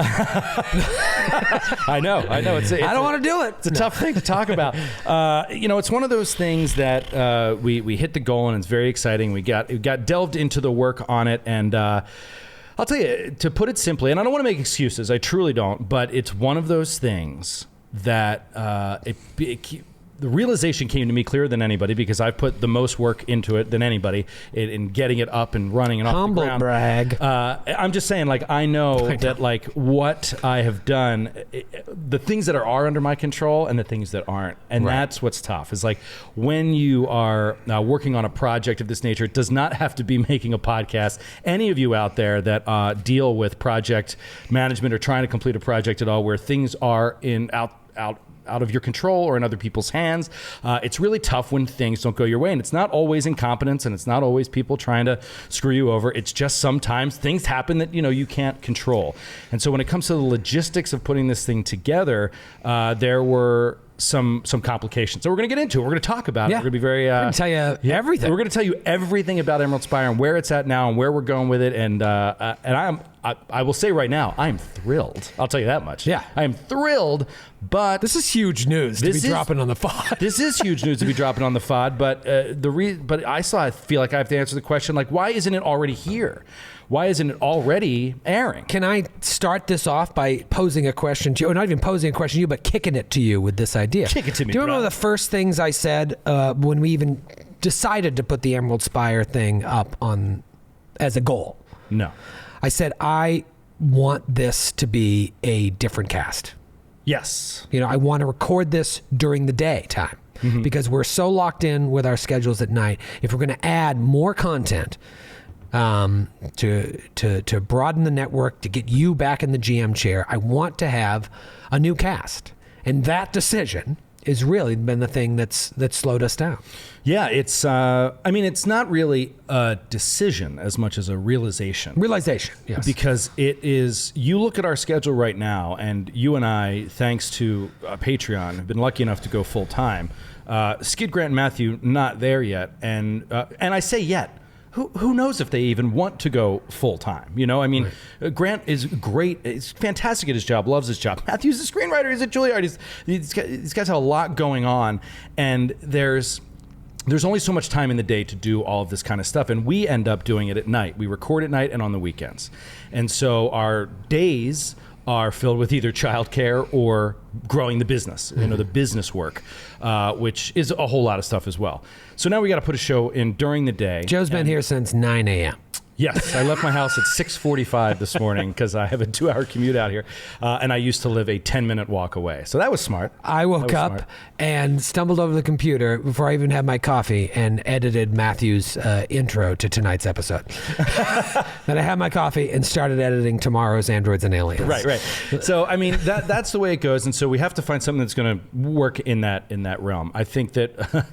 Having the same crew on another show is bad for 2 reasons. One, timing wise, it's just not possible. It's going to burn everybody out, and we're not going to get good results.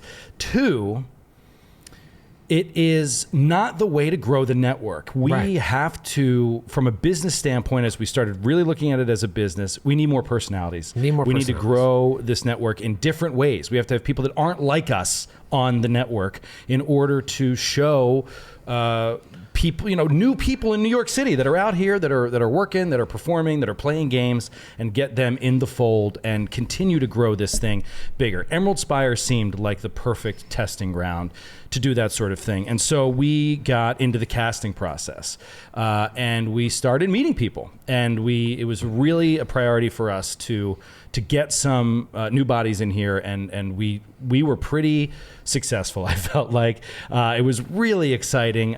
We had a couple girls that were fantastic, and you probably did what, 8 test sessions? Yeah, we did 8 hours of test sessions. 8 hours of recorded content, not of the Emerald Spire, because these were actresses that were not familiar. They were nerds. Huge sci-fi fans, big fantasy fans, but had never played tabletop role-playing games. So it was like, and they were so perfect and they were so invested. And one of them was my friend, and who I've known for a long time through my agent days. She's a professional performer, and I was like, let's teach you the game. We can do this. We can do this. And Skid was coming out, and during the days on Mondays, and we were running this stuff and recording content, and I was like, who knows when we'll put this out? It might be bonus content down the line, a prequel look at the casting process of Emerald Spire, once we're 20 episodes in and they get to meet so-and-so. Some of it was gold. There was some gold. There was some really funny jokes. I wasn't even there for all of them. I was only there for like 2 of them. Yeah. Oh, I could tell, and I can even tell you guys, I was running them through Thorn Keep, the first level of Thorn Keep. And so like, there was just fun, like stuff that in the world that was nearby and everything. And they were using characters they were going to bring into Emerald Spire. So it was really fun and exciting. And we had dates set. We had all the first, I think, 10 episode recordings all scheduled and everything. Our unreadable calendar right now that's just covered. Covered with Matthew's out of town dates. Covered with Matthew's out of town. And then, and long story short, this is getting really long, but the one of the girls that we had brought in, unfortunately, we lost to Unfortunately for us, we lost to an amazing job opportunity, which was such a blow to the gut because she was so fantastic, and I was so excited to move forward. And it was just one of those things. She got literally, and I've known her for years, and I've been her agent. She got the best job offer she's ever gotten in her career. I think by double. I think it was double the offer she's ever had in her career to go on a national tour of Come From Away, the musical, I think, Come From Away, which was super hot in New York. It's a great national tour, and it pays really a little bit more than the Glass Cannon Network. And I was like, she called me the day before PaizoCon to tell me this. And I was like, it was so brutal. It was such a low blow. We were getting back from PaizoCon, and I think a week later recording episode 1. A week or 2 later recording episode 1. That was the plan. And so, they were fired up too. Like they came to Glass Cannon Live Brooklyn. They came to Glass Cannon Live Brooklyn. And they were all fired up seeing like what the potential of something like this can be. And, right. Shitty. Right. It really sucked. So I will say this though. It ends up, and I told her this because I just had lunch with her the other day to say goodbye as she left. Blessing in disguise. Sorry to say it. Blessing in disguise. I said, you know what? It's really things happen for a reason. One door closes, right? Another door opens. Closes, another door opens. Spoop, spoop. So the excitement here was that I talked to her about this the day before PaizoCon. I go to PaizoCon, and now you and I are in Seattle, and we're like, what are we going to do? We're going to start over. Yep, we're going to start over. We'll start the casting process, and try to get some new bodies in here, and whatever. We'll get it done. And during that process of working with Eric Mona and Jason Bullman, I talked to them about where they are with, and where we are with second edition, which is when they were saying, you guys do whatever it is you need to do. We're totally okay with you continuing to do first edition. You have to do, whatever works best for your show. But somehow during that conversation, it came out. Started as an idea, and now it's been do your Mona impression. I don't have a Mona impression. You're pretty Mona. No, Mona. Well, just pretend you're Mona saying it to you. He goes, well, wait a minute, and he looks up and he's just like, there's no reason you couldn't run Emerald Spire in second edition. And I was like, I mean, I can't run in second edition. I'm not a developer. Like I can't translate it, convert it to second edition. And he's like, he's like in his own headspace. He's like, no. This is Emerald Spire is classic. It's classic. We wrote it years ago, and a lot of the stuff that's in there has been written into the rules and into the bestiary, into the new bestiary, the new second edition bestiary. And I was like, okay. So then the wheels start turning, and then you and I start talking, and then it starts to be like, I think we have an answer to the question of what is going to make Emerald Spire different from the other shows that we've done before. And so really excited to say we're going to be converting Emerald Spire to second edition Pathfinder and running a full-blown conversion of the Super Dungeon for the next however many years it takes. And I'm so pumped because I don't have to worry anymore about starting a show in first edition literally the month that second edition comes out. And how long is that going to go, and is it going to work? And in talking to Eric Mona and Jason Bullman, there is no two ways about it. They are all in on second edition. They are not supporting first edition. They're not publishing more first edition books. They're not publishing Bestiary 7. They're doing it because I think as a publishing company, it's just my personal perspective, like you have to. If you believe in this product, you have to go all in on it. And so while I say nothing about one edition versus another, I really don't know at this point at all. But what a great way to find out, though. But it's going to inform my decision. Right, exactly. But what I do know is they are committed, and I trust those guys. How could I not? Implicitly. I have loved so much of the stuff that they've done. So let's see how it works. And now I don't have to worry about, okay, so I'm going to scrap Emerald Spire and do second edition. I'll do the first AP. I don't want to spoil the first AP for everybody that's going to start the first ever second edition AP. Mm-hmm. I want to do something that nobody else is doing. Nobody is going to be doing this. No. And it's going to, I think, show a learning curve to all of us about converting things you have wanted to play to the new edition. And they've got me all the materials. I already have the bestiary. I got it right here on my desktop. I have the full core rule book. See it? I've been reading it. I've been converting it. I'm almost completely done level 1. Oh, I didn't know that. Yeah, I've written the stat blocks. I've written a lot of the things. I'm starting right at level 2. I mean, when I tell you, there are things I can't say because it's going to spoil some of the stuff that's in it. But there are some traits of the monsters that are classic monsters that now they do these little different things that are going to blow your mind. You're going to be like, this is so much fun because I've played against creatures like this before, but now it's totally different. Yeah, I could tell just from the way Jason was running the monsters in the Pathfinder session at PaizoCon that like the monsters just have these extra little cool things. It's no longer like claw, bite. It's if you hit on a second claw, and then there's a critical success. Fail, critical fail on their abilities and their little supernatural whatever. And so, again, I don't want to, this is not an addition thing as much as it is, let's put out something new on the network. A couple new faces for you guys to meet. And by the way, the other thing is, we need to get new people in here. It's not a set party. It is wide open.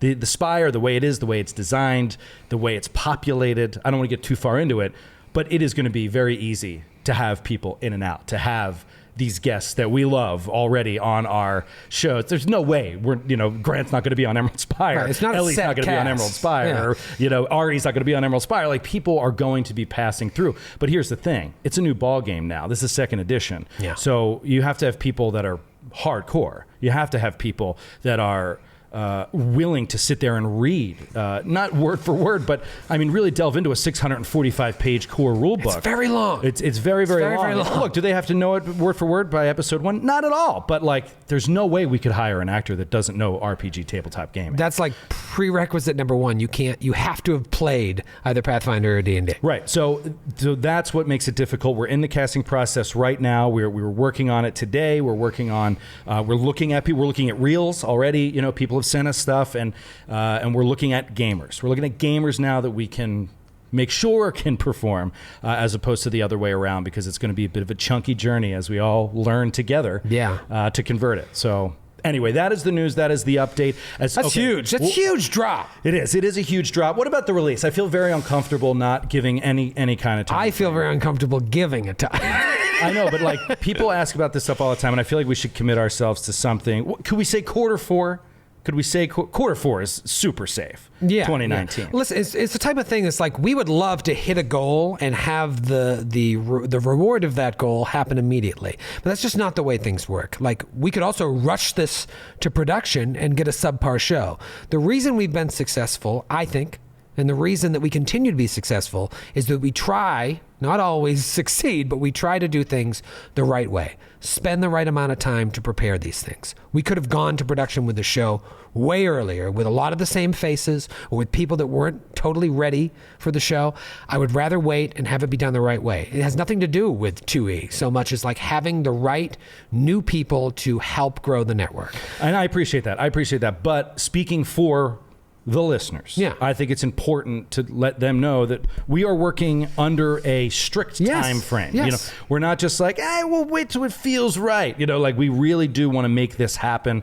I want to make it happen as soon as possible, but we do want to make sure that the chemistry's there, that we're not going to put up something that is loaded with dead air and awkward pauses and bad jokes. And so we really we have to make sure that it's put together right. What does quarter four mean to you? Quarter four means to me, to be honest, I think confidently I could say November. Okay, so maybe October.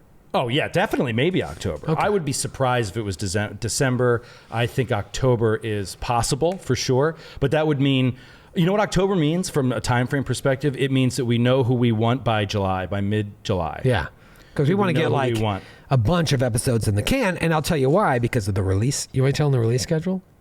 Oh, right. This is just as juicy.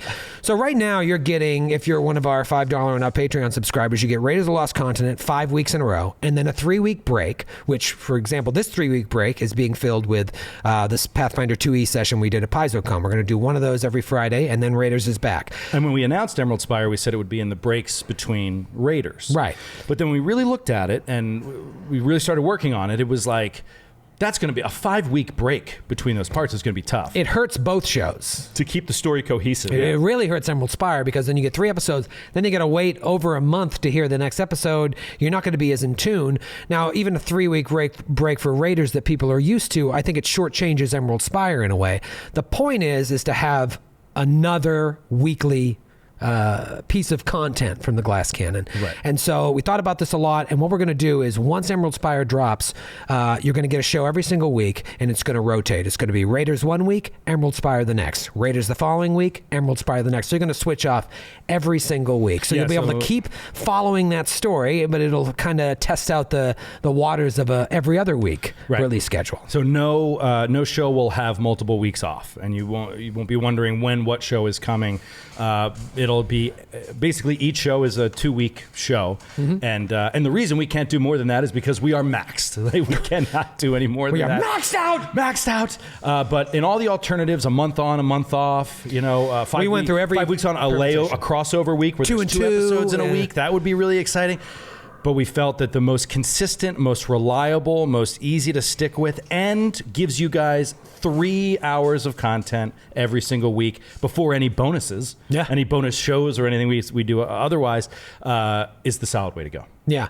And you know what? We'll try to do our best between now and the Emerald Spire drop to try and fill these Fridays with something. You know what I mean? Like having the Pathfinder PaizoCon playtest, not playtest, but the 2E game. Yeah. That's an easy fill, no brainer. Obviously getting more of the live show audio up on the RSS feed for our Patreon subscribers. And who knows what else is going to come up. We're going to try and sprinkle a little bit in those 3-week breaks, and then you're going to be getting a new show every single week. Yeah. And before we move on, I do just want to say that, you know, the conversion, and obviously I'll say this at the time that we launched the show as well, there's nothing official about the conversion. It's just me doing it. But it isn't just me doing it. I also want to say that Paizo is very helpful in that they do want to help us do this. It's not going to be official by any means. It's like, good luck, buddy. Yeah, in terms of what the rules actually are. I'm not going to get everything right. I'm going to make mistakes. But but it's not just me alone in the dark trying to convert this thing. They are willing to help me with, you know, some questions and some more complicated issues. And so I'm really excited to pursue the project. That's it. I'm going to move on. Speaking of filling more content, speaking of additional things outside the shows, our other Patreon Patreon goals, that we have gotten to. One is the $40,000 goal that we just hit. Right. This we is just talked a about. piece of it. This Cannon Fodder Live. Right. This is just one piece of it that we talked about. You and I twitching a little bit more. That was a fun conversation today where you were just like, what do you want to play? Yeah. And I was like, play a video game with you? Yeah. This is amazing. I haven't played video games in so long. That's why I want to do this goal, just so I could play again. Exactly. That's why we've got this set up in the champagne room. It's almost There's already done. a camera up there. There's already lighting up there. You're going to buy a PC. I'm getting a new streaming computer that we can use. It'll be a little bit more reliable. We can play around with it a little bit more, have a little more fun Twitch functionality. You guys should tell us what you want to see us play, because, listen, we can obviously take this is the thing we talked about when we were very early talking about the goal. What if we play Dark Souls 1? All the way to completion, create 2 characters and switch off every time. It will take years to do that. Right. Doesn't mean we're not going to turn on Dark Souls and be like, all right, how fast can you make it to the tourist demon? Right. All right, now I'll go. And how many deaths? We're going to try naked, nude with a club. Naked, nude. Us, not Ralph. Right. We're gonna do stuff like that. We're gonna really listen to what you guys want to see us do. These are going to be afternoon Twitches. There might be some night Twitches. Popped right up. First, it popped right up. Borderlands 2. Borderlands 2. I mean, that's the one you've really been talking about, because the Twitch has been asking The Twitch you has to been do telling it. me to play Borderlands. By the way, I did a little research. Very interesting. I might have purchased Borderlands 2 and started playing it. It's really good. Lenny and Squiggy. But yeah, I mean, look, let's not get into it now. We're not going to make any decisions now. We're going to talk about it But later. I'm saying you should tell us what you want to see us play. Right, exactly. Write in. Tell us what you want to see us play. We can do co-op. I like the idea of switching off, let's guys. Let's stick with PS4 right now, because rather than PC game, because I don't know if the setup's going to work well. I don't play PC. Yeah, he doesn't really play PC games. We want to play on a controller, nice big TV. Let's go with that for right now. And but when are we going to? We said. We have a date. We didn't write it here in the rundown, but I think it's on the calendar. Again, I hate trying to hang out with me is impossible, because you're like, all right, put it in the calendar, Troy. What day can we hang out? And I'm like, I don't want to commit. Oh, Reverend Mother, you are in here. Yes, it was Reverend Mother did the whole Borderlands breakdown for me. I will talk to you about it on the Friday morning meeting. All right, the first one of these Twitches is going to be Tuesday, July 16th at 4 p.m. Eastern. Okay. Weird time. Weird time, but we have to work around our schedule. Yeah, you know it's what? leading right into a recording. But here's the thing. Oh, shit, I'm working. I can't check it out. It's fine. All of these are going to be put up on our YouTube channel afterwards. Yeah, you'll see them all on YouTube. Don't worry about it. They'll have total watchability afterwards. Yeah, exactly. And yeah, write into us. Let us know what you want us to play. July 16th, 4 p.m. Put it in the calendar. That's the first one. Useless midget. Of course, Troy doesn't play PC games. He owns a Mac. How dare you? He's a Mac guy. How dare you, sir? I'm Adam. Speaking of goals, it's really interesting to go back and look at all of the goals that we set since we started the Patreon, and to kind of see, well, have we made good on all of those?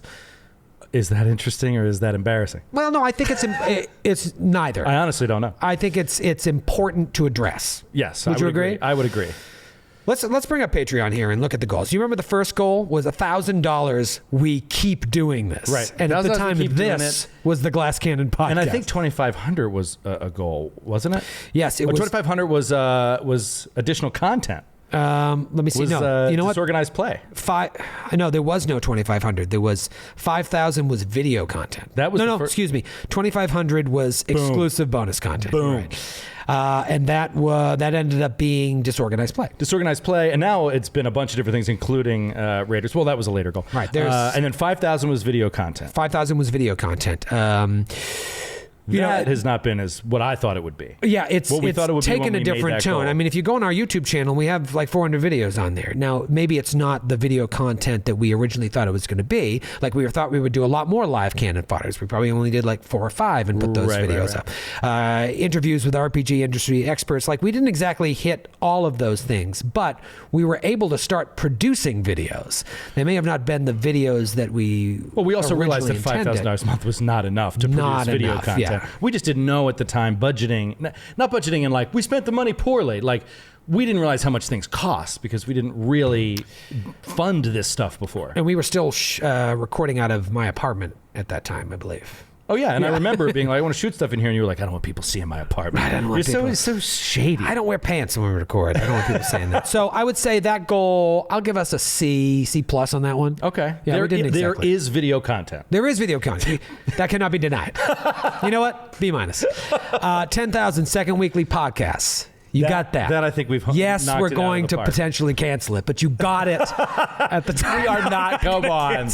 That is not even. Come on. No, but I mean, my God, now you've got 3 podcasts and a live show. So, I mean, the point of that was that we could create a second show, that we could even possibly conceive of doing a second weekly show, to be able to bring Ellie into the network, to be able to jump right into Starfinder. I'm going to give that one an A+ right now. Maybe we'll give it a D later. You know what else it did? It got us recording space. It did. Because that was the essential ingredient. We said we have to make it $10,000 a month to get a second show, because it's impossible for us to do a second show out of our apartments. Right. Because Especially with you moving. It would be really... it would just put our spouses out on the street, basically. You can't do it, yeah. And so we needed a space that was dedicated, so we didn't have to do setup and breakdown and all that kind of stuff. So at $10,000 a month, we got a small office next door, and now we've moved over here since then. But Yeah. that was huge. Can you believe what the $12,500 goal was? I don't remember. What a fucking low number for Skid running Ruins of Aslan. Oh my God! What were we doing putting that at 12.5? I can tell you exactly why that happened. You want to know exactly why that happened? Please tell me. Because Skid wanted to run a game so bad, and we wanted to play another Pathfinder character. Run by Skid. Right, so we were just... we wanted to play the Rise of the Rune Lords. So we were just like... just make it 12,500. So we that were 12,400. Yeah, we were like, 12,500. so that we start as soon as possible. Yeah, that's accurate. All right, that seems extremely low. So then we jumped to 17,500. GCP Live hits the road. So maybe we didn't hit the 5,000, but we crushed 17.5. I mean, we have been to so many cities now. I mean, We're going to talk about 2020 GCP Live in just a second. Now it's Glass Cannon Live, of course. All right, moving right along, the $25,000 goal, live streaming. We'll be getting streaming videos straight from Glass Cannon Studios, and that will include all 7 parts of the Pathfinder playtest. And that's a good caveat. That's a lie. That's a lie, because we only did 5 parts. We only did 5 out of the 7. So we missed that one. Let's talk about why. Okay. I want to talk there's about a lot of reasons. There's a lot of why. reasons why. Scheduling, holidays. By the time we were ready to pick it back up, the playtest was over. Everyone else was doing it. We couldn't. There was so much playtest content. We out thought there. it would Paizo take. was already doing it at the same time we were. Yeah, Paizo didn't tell us. They were like, "Oh yeah, we're gonna run a stream too." Yeah, and then it was GM'd by the authors of the books. So it's like, man, we can't compete with that. And like, because of our scheduling, some of those sessions took 2 and 3 sessions, so we were weeks behind where the playtest was. And we were just, I mean, we were having a blast goofing off, because we had Nick Lowe, we had Ari, we had Ellie. Ellie came in, yeah. And it extended the time so much more. And we weren't really play testing. We were just goofing off with second edition. We were playing. Yeah, exactly. And so it wasn't, I don't think, an accurate assessment of the system. No. I mean, not that it was that far off. At times, yeah. At times it was, for sure. But it also, it came down to scheduling more than anything, because we both had small babies, and things got complicated. There was a lot going on. This is one of those things where I think we obviously, and I do this a lot, overpromise and underdeliver. Like, I was like, and we'll do all 7 parts. I was fine. I should have just left it at, we're going to begin streaming video, because, and here's the thing, is like, there might be people that are bummed out that we didn't finish all 7 parts of the playtest. 1, because they wanted to see it. 2, because it seems like we're charlatans. Right. But more importantly, because we were able to hit that goal, we were able to spend $25,000 on streaming equipment. Right. 3 beautiful Blackmagic cameras, these tripods, these wires, these lights. Like, there was no way that we had that in the budget to do that. And that's not like, because that was the goal. Like, that's what we spent. Right. Yeah, we spent $23,000 or $24,000 to get 3 cameras, a couple lights, high end. I mean, there's no way we could approve that in the budget until we knew that we had a consistent $25,000 coming in. Right. And now we have what we need, a lot like the $10,000 goal, which obviously the Androids and Aliens was a really good success for us. But what it really got us was the office space, right? In the same fashion, what that $25,000 goal got us was the equipment we could never afford in a million years to make a Twitch look good. And now we have it, and we can start expanding on that. Right. And so that $5,000 goal, which we never made good on, that's the type of stuff that all of a sudden now we might be able to start doing more of. Certainly more twitching, and we'll get into that later. $35,000, the evolution of disorganized play. We already talked about that. $40,000, you get this, and then Ralph returns, meaning Joe and I, the ones who started the Twitch channel, are going to get back to just sitting out, hanging, having a couple pops. And playing some PS4. 4 o'clock. Maybe we should make it 5 o'clock. Well, we got a kegerator installed here now, so now there's just beer flowing constantly. Joe texted me this morning at 11 a.m. He's like, when you coming in? I'm ready for a Pilsner. I had completely forgot there was a kegerator here. I was like, there's a fresh beer on tap in my office. And then, so overall, I think some good, some bad. I think it evens out, for the most part. Emerald Spire, that's a rough one. I wanted to be up and running by now, but it's not. Sure. But again, I know why, and I'm okay with why, and I'm excited to move forward. What about the $50,000 goal? Oh, God. That is a source of immense pain in my mind. So the $50,000, I will just say the $50,000 goal, you. We have had conversations for several months in multiple different directions. Before we ever hit the $40,000 goal. Very different directions. Yeah. And you know what? I can tell you not one of those directions is a new show. No. We're maxed on shows. We were talking about some other things that I think people would go nuts over. And so some of the things that I have been doing is really deep diving because of our tendency, I might say, your tendency to overpromise and underdeliver.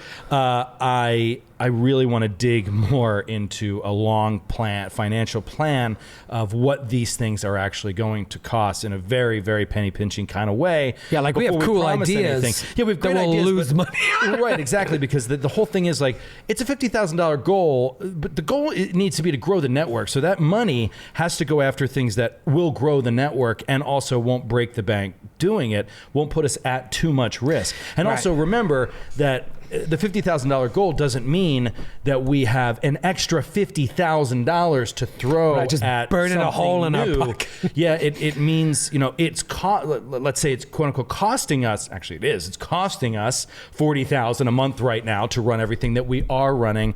And so it's an extra $10,000. Okay, so what can we throw an extra $10,000 a month after Patreon takes their cut, after we pay royalties, after we pay taxes, and then where are we at with what we can actually throw money at? Is it a one-time thing? Is it ongoing? There's a couple different irons in the fire, but we have to be careful before we promise anything. So. Yeah, I think there are three important things to me. Is like, one, I want to make sure that we can deliver on these rewards quicker with the same amount of quality. Two, the rewards have to be able to reward these loyal subscribers. Give them something that to thank them for their subscription, but also has to not reward us, but it has to help grow the network. It can't just be like a time suck as a thank you. It has to be something that is going to be a thank you that is also going to hopefully put us on par with the people above us. Yeah, because I'll tell you, the thing that I hear most from people, especially patrons, is not what do I get? What do I get? What do I get? That's the real rare thing that I hear from people. For the most part, people say, please take this from me and grow the network. I want to hear and see more, and I want to see new and different, and I want to see you guys being successful. And that's the main thing. So if that's the goal, which I think it should be, because it gives us all a bigger community and better content and more content. Right. If that's the goal, then we have to make sure that we're not promising something that's going to take all of our time and not grow the network. And so it's complicated.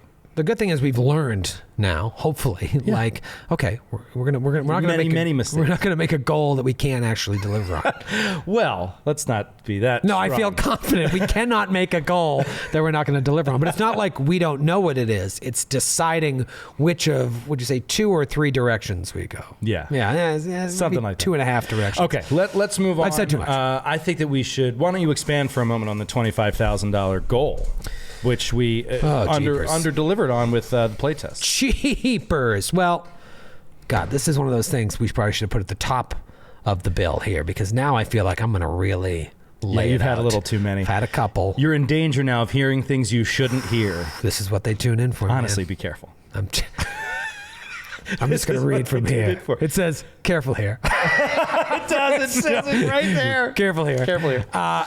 Well, this is what I will say. Let me see how I want to word this. I think that I don't know if I want to qualify it as the most important or the best thing we can do.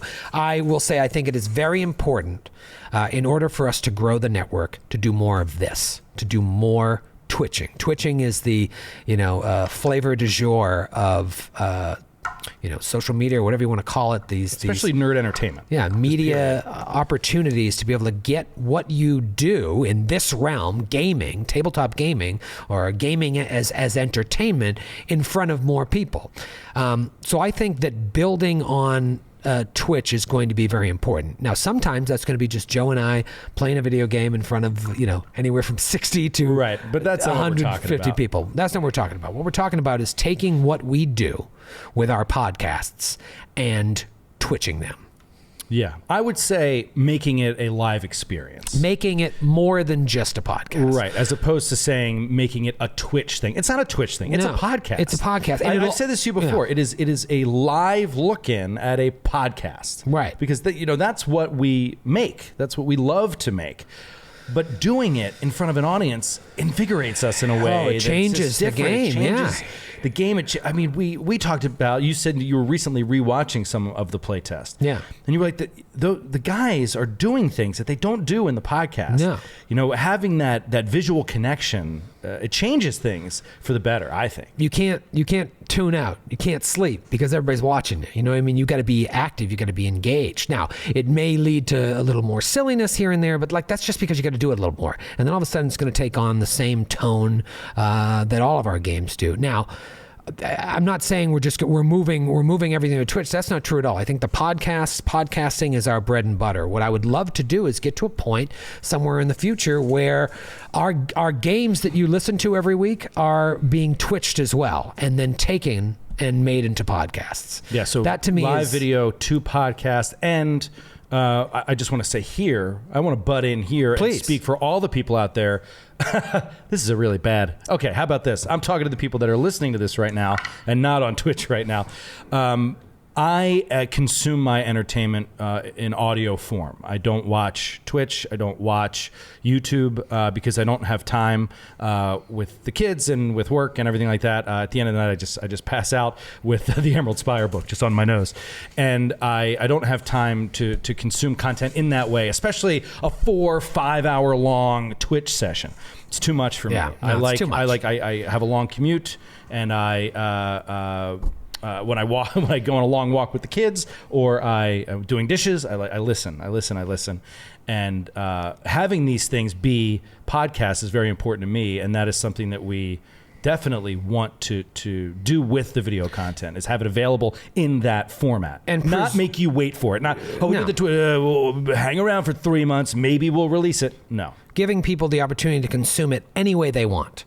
You want to watch the video? Great. You're going to get a different experience than if you're listening to it. But it's very important because we are a podcast network, and we made our bones in podcasting is preserving what made the podcast so popular, because it gets very easy if everything goes to video for it to change the tone. Mm-hmm. And so it's going to be a learning process for us, as we, slowly pivot towards this in the future, to make sure that we preserve what it is people like about us, what it is people enjoy listening to, without it just becoming, ham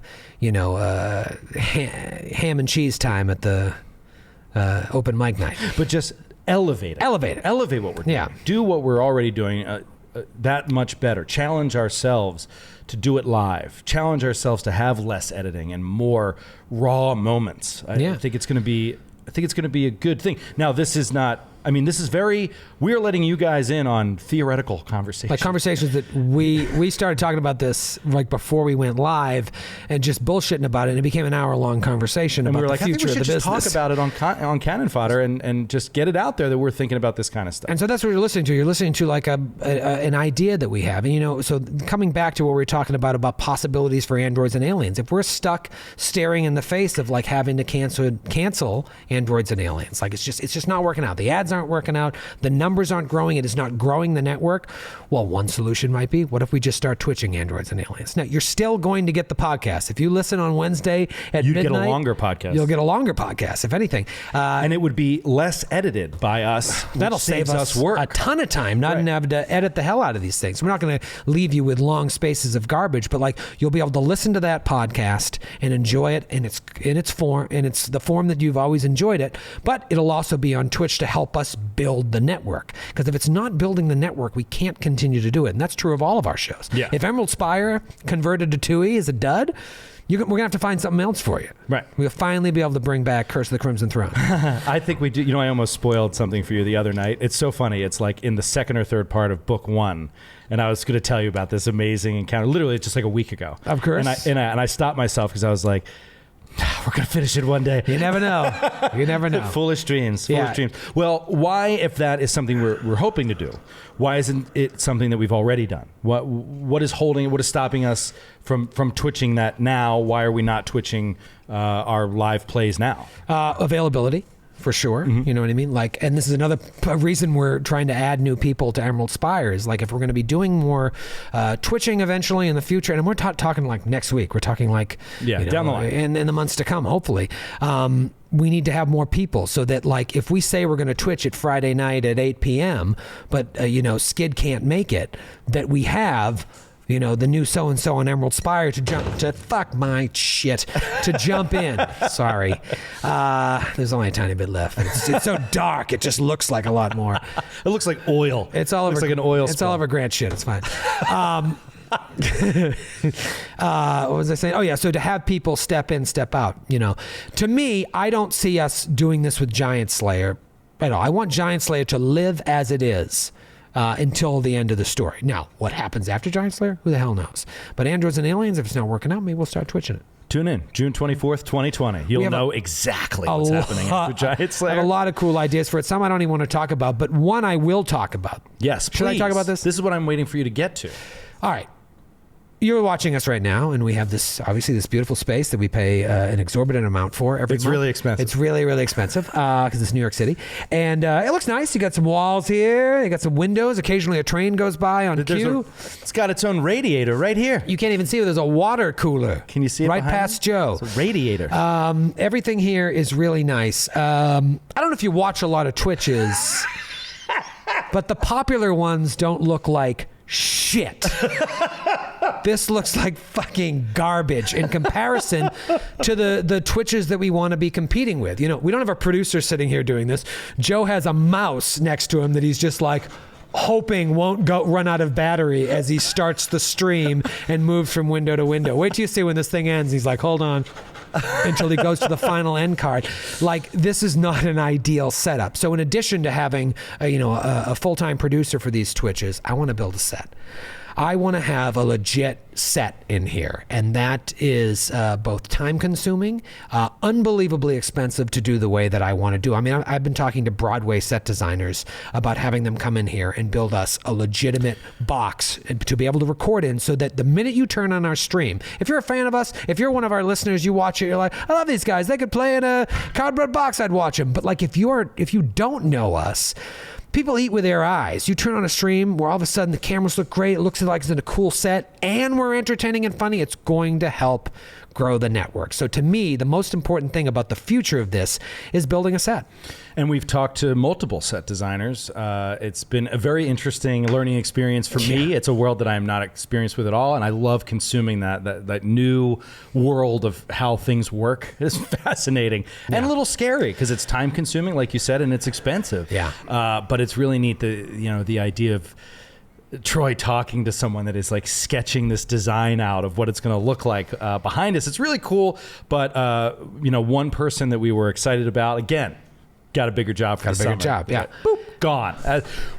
Like leaf on the wind, and it's just now we got to okay. And then it was like, okay, here's the backup. No, that's not going to work. Yeah. Looked at that set designer's work. He's like, the guy was like, what about this person? We looked for like, not the one. So then Joe sends me another one. I'm like, oh, I like this. Let's talk. And so today was the first time you saw my concept. I'm not going to talk about it, but I emailed the concept to the set designer, and you were like, wow, wasn't expecting that. Nope, didn't see that one coming.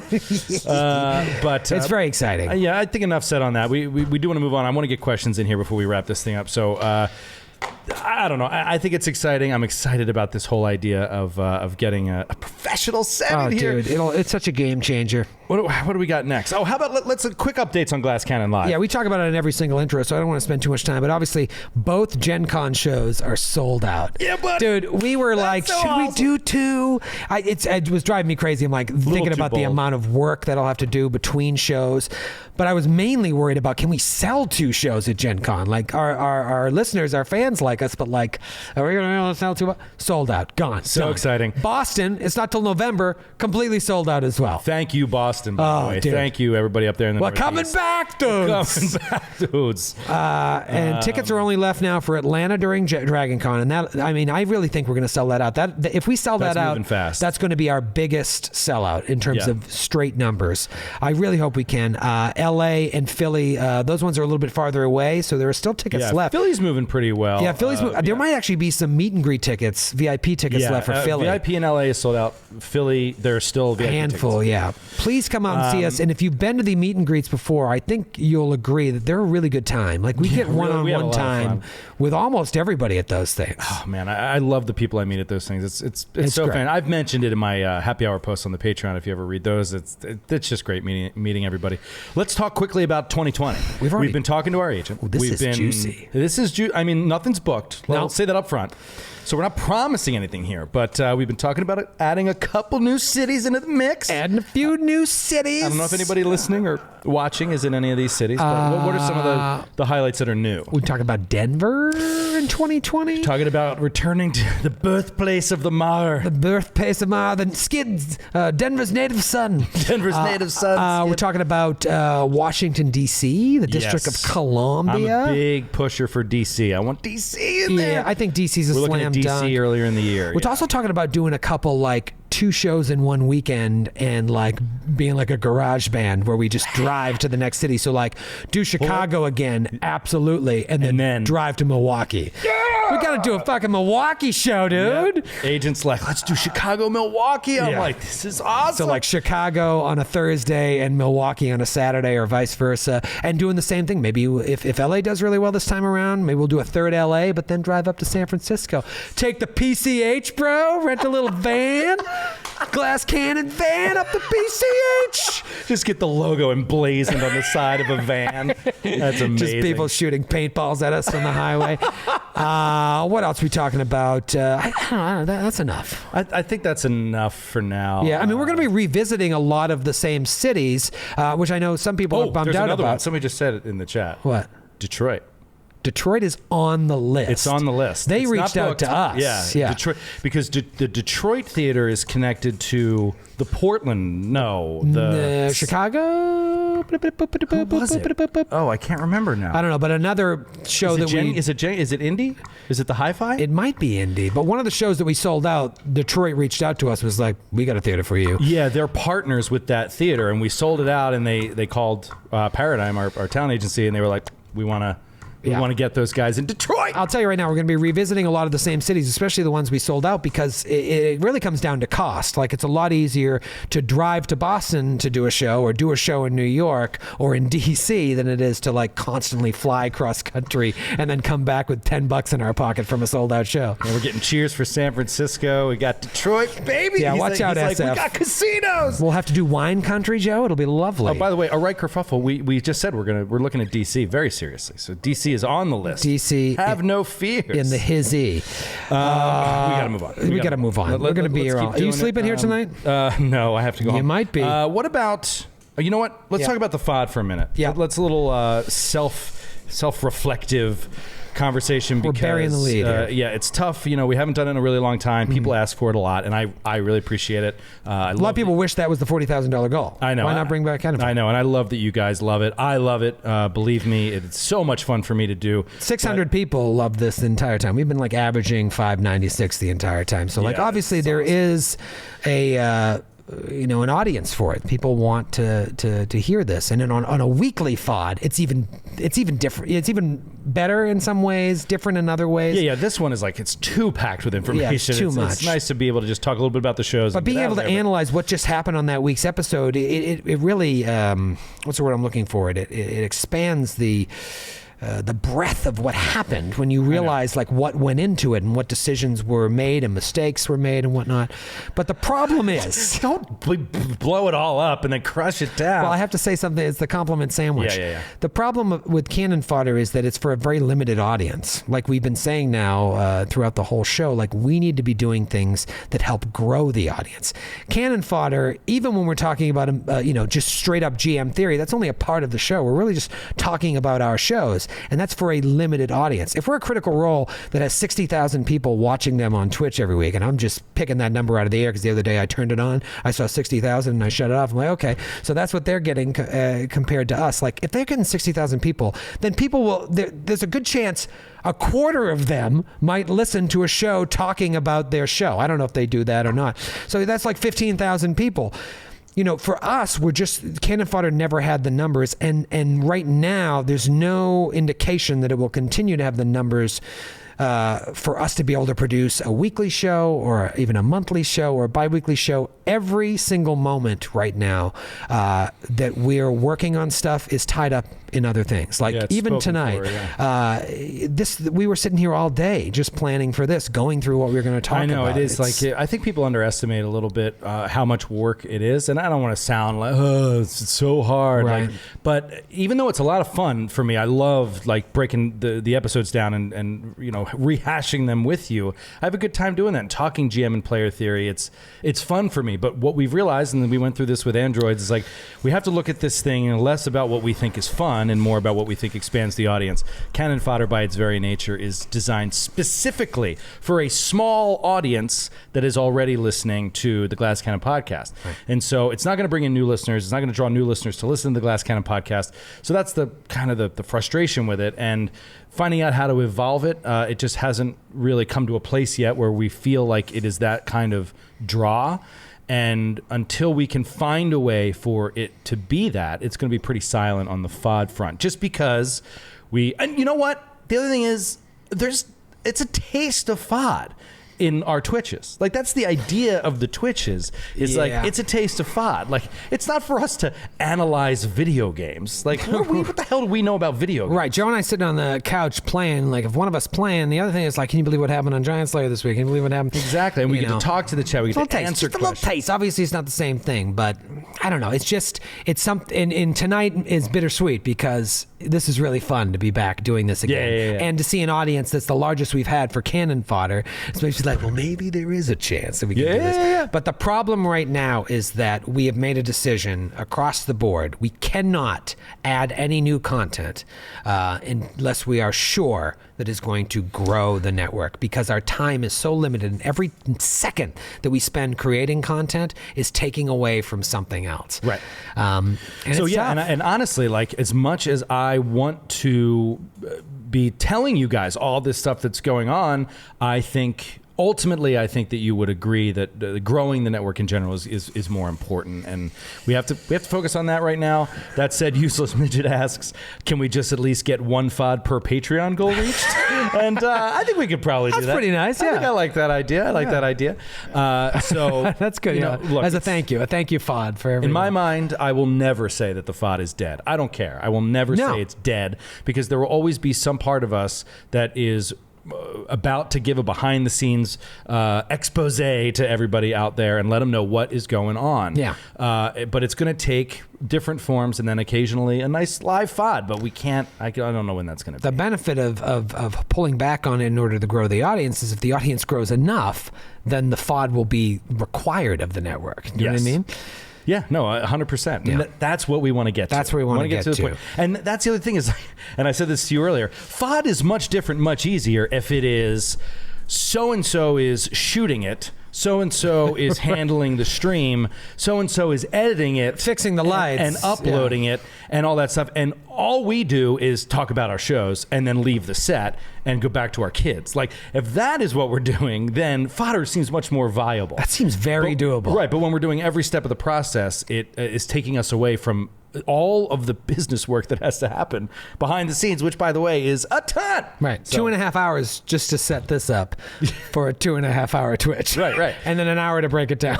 Right, exactly. And that's too much. It sucks. Exactly.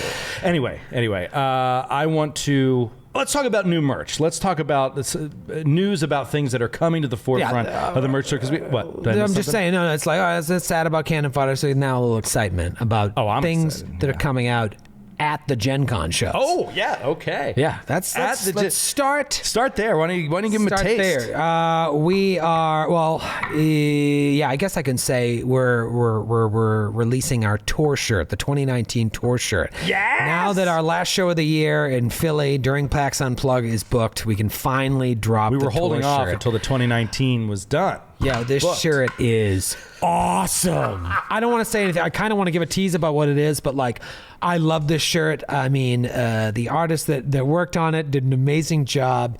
It's a Boss shirt. I feel like we're Pearl Jam. Yes, I know it is. It's very like 90s cool. tour. Yeah, it's great. I'm very excited about that. I mean, you're also going to see at the Gen Con show. I mean, I can't believe you even put this on the rundown. I'm sitting here holding them in my hands, a little prototype version of Glass Cannon dice. The official first Glass Cannon dice. GCP dice are coming out at the Gen Con show. At the Gen Con show. Unless, of course, they don't.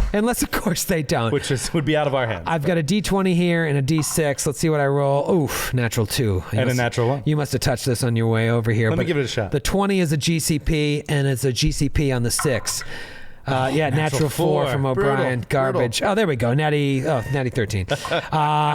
I've been using these in games now, but not talking about it because I wanted to announce it in the FOD. They got a nice weight to them. I kind of liken them to the feel of my Cat's Eye dice, but they're aluminum. They're not too heavy, not too light. I can roll them in my Wormwood tray. I am psyched about dropping these. We're working with Norse Foundry to produce a whole series of dice, multiple colors, all with the GCP logo on the 20. And on the 6. And on the 6, and on the 6 of the polyhedral set. I think we're going to sell sets and just standalone D20s. Oh, yeah. If you just want to get a standalone D20 set. And all the sets, by the way, are going to come with a gorgeous case with the logo emblazoned right on the GCP 2.0. The one logo. on the hat here. Yeah, the one on the hat because that's much easier to put on a die than the other one. Plus, it looks fucking badass. Yes! Yes. So tell us about the other merch, Joe. The other merch, oh, man. Can I talk about the new Patreon shirt?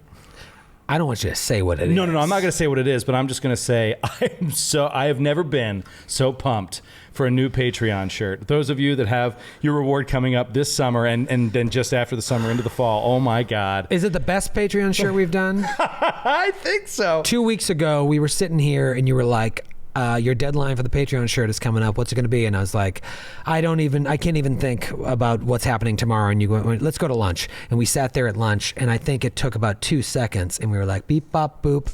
That's the shirt. Boom. And we left that lunch and we paid the check and we were like, that is the best money we've ever spent. That lunch on that check. That lunch. Because that idea was so amazing. And Grant is the one that put it together because I was like, this is right up Grant's alley. This is a Photoshop job. He crushed it. And it's in production right now. It's coming out soon. Hopefully you'll have it before Gen Con if you're a Patreon subscriber. Yeah, if you're a Patreon subscriber at that tier and you get it before Gen Con, please wear it at Gen Con because you will stand out like a sore thumb and people will be like, what does that mean? I'm really psyched about that. I'm pumped for that. By the way, I spoiled it to my brother-in-law, Russ. I don't know if he's watching. Russ, but I was like, Russ, you got to see this. And I just showed him on the phone and he was like, and he just went, oh, hell yes. And like, it's just like not his style at all, but he was like, I am ready to change styles for that shirt. Like, that was awesome. Anyway, I'm very excited about that.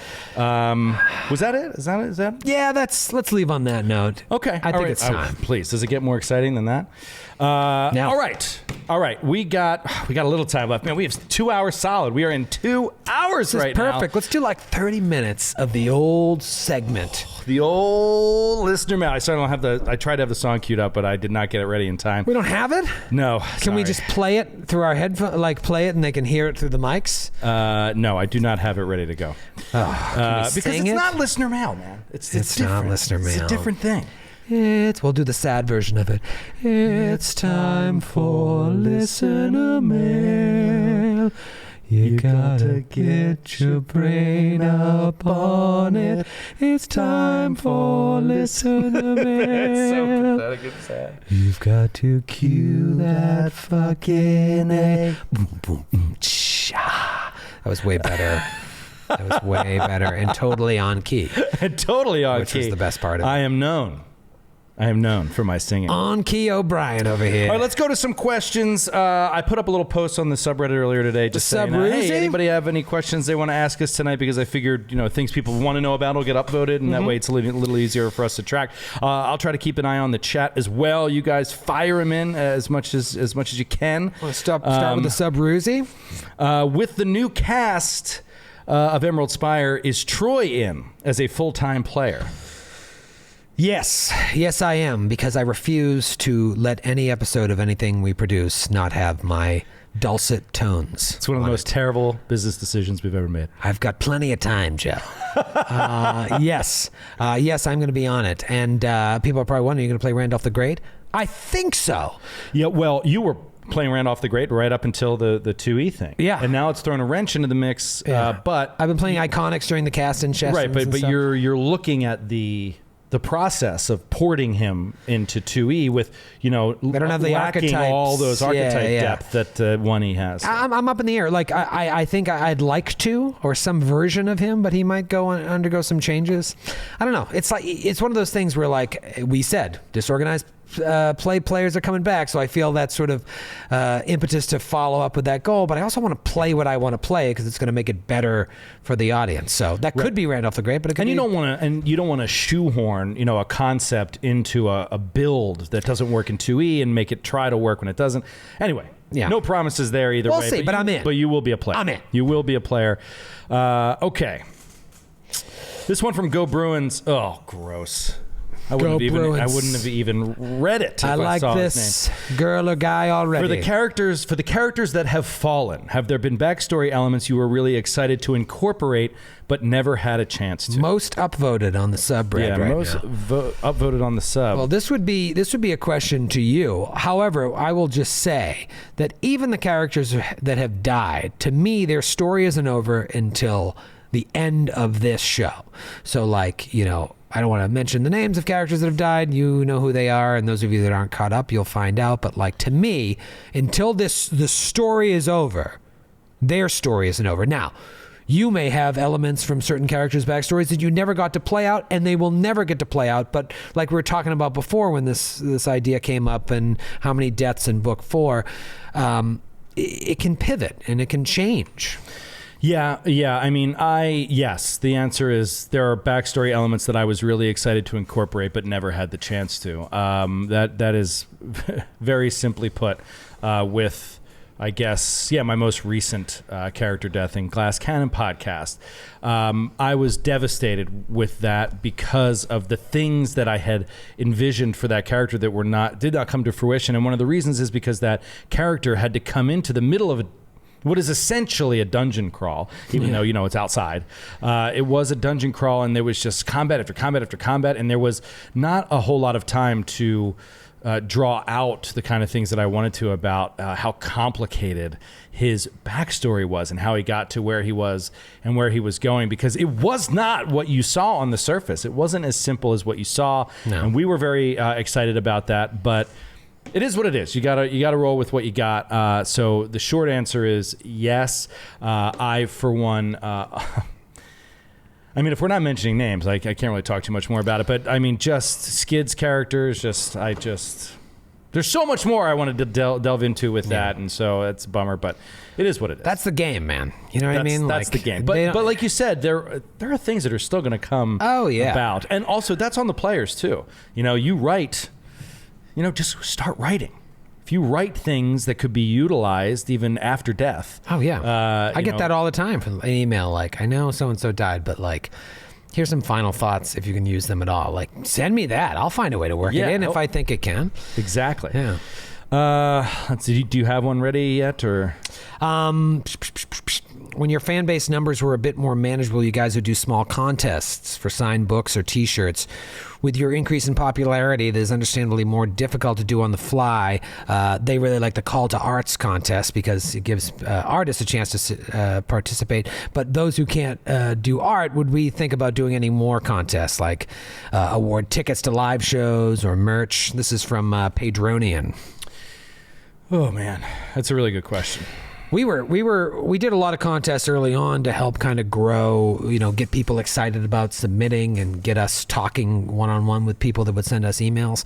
And he's right in assuming that like we've just got too much going on. We can barely handle our merch shipping, let alone doing contests. You know what? That's not necessarily true. We've gotten a lot better at that. Yeah. Ever since we went full time, For sure. The merch shipping has improved a great deal, and we've streamlined the process a lot more. I feel a lot more confident in getting that stuff done than I did before. But it's also just the logistics of the thing now. It's very different. Look, we could be a whole lot bigger than we are, but it doesn't change the fact that if we run a contest for to give out a second edition core rulebook, in the fall. The amount of responses that we get, it's really hard to manage without having someone who manages that aspect, and that's a huge amount of time to for us. I mean, it's going to be me who does it to give somebody a core rulebook. So I thought about it for tonight. It was on the list. It was literally on my list to send giveaway. Should we do a giveaway? Because it's been so long since FOD. We have a couple things we could give away in the office. Might be really fun. Give away a GCP hat, give away a shirt, whatever, something. Yeah. And but I was like, just the logistics of doing it. Like, what are we gonna say? Ask them a trivia question in and chat. Then we're gonna get 300 emails. Right, exactly. Like it's hard to. And then who did it first? All that kind of stuff. And with tickets and stuff, you give away tickets to the LA show and to someone that wins it in Missouri. Like, what are they going to do? They're going to put it on StubHub. Right. Well, we've thought all about this. Like, you have to give people vouchers, and they can turn them in whenever. And then, but then you have to buy the tickets through the venue and make sure that you boop. Right. And then like sometimes we've had 10 passes to PAX Unplugged, and we can't give them away. It's right, like people don't take them. We're like, what are we going to do with these extra? I guess we'll throw them in the trash. Right. No, but it is a good question and a good point, and I wish that we were doing it more, and I think one of these days when we have a little bit more staff, we will be doing it more. But yeah, right now we're in a lull. We're in a bit of a slump. We're in a contest lull. Yeah, we haven't done one in a long time. Yes. I want them to be for something good, too, not like, is that fucking Goblin Doll? Yeah. I hear you. I want it to be something good. Zero Score says, all right, I'll ask the hard question everyone's wondering. What Patreon goal would we have to reach to bring back Troy's beer podcast? I don't know if all of you know about the short-lived, critically acclaimed Beer Pressure podcast. This was me and my buddies. Joe was on episode 1 and the final episode, episode 12, of this show that I did with just a Yeti Blue mic in at my kitchen table. We'd sit around it and we'd just wax poetic about TV and sports and pop culture and music and politics, or not even politics, like nonsense. Yeah. And we would just drink a 6-pack of some beer. I'd talk about the beer a little bit, and the show would end when the 6-packs was over. It was really like, in many ways, a pilot experience to doing this, just practicing the art of podcasting. I really enjoyed doing it. I like the interview style. I think by the end there, when we did our second episode together, I was really in a groove, but it was just too much editing. I don't know. It's, again, very limited audience. I'm sure there's a lot of people that would enjoy that, but I think there's a way to incorporate that into a future iteration of the FOD if it ever comes back. People are mentioning on the chat, they're, shout out to the Call to Arts contest, which is great, and I really appreciate it. Andrew Moores runs it over at the subreddit, and thank you, Andrew. It's a really, really impressive and awesome contest that has, I've talked about it on the Glass Cannon intro, so I don't really have to go too far into it, but great art comes out of it. I've taken art from it for bottle caps. We've hired artists from it. That, yeah. And it is, and Andrew sends us the prizes. We sign them and mail them back to him. Yeah, this month it's Brander is the Call to Arts subject, and I signed a beautiful wormwood dice holder as the prize. I've already seen a bunch of really cool Branders. It's such a great character to draw because you can take it in so many different directions. Yeah. Masked Man 609 asks, I feel like Eric Mona is a really good fit in your games. Any chance you guys get him to guest more? Well, obviously, if he lived a little closer to New York, we'd have him here. Anytime he's in town for like a Comic-Con or something like that, we always reach out to him. Toy Fair. We always reach out to him weeks in advance, or he'll text me and be like, you guys around? You want to do something? So, like, any chance we can use him, we try to. I don't think anybody, and no offense to any of our guests, but I don't think anybody has fit in so seamlessly other than Eric Mona. It's amazing how seamlessly he fits in and plays so well. I don't know. is that stupid to think? Like, I don't think it is necessarily correlates that because he's a really good writer, an RPG and professional, and a publisher, and a developer, that he's necessarily a great player. And to have the rapport with us, do you know what I mean? Because it's all about chemistry. For him to come in, he could be an amazing role player and game player, but sit in and not have the chemistry with us. Right. He just jumps in and is always on. This is a guy that we would love to have on, and maybe there'll be some surprises before the end of the year of him guesting again. Yeah, I would love that. I would love that. Yeah. Old Scratch Johnson, our international shows on the table. International.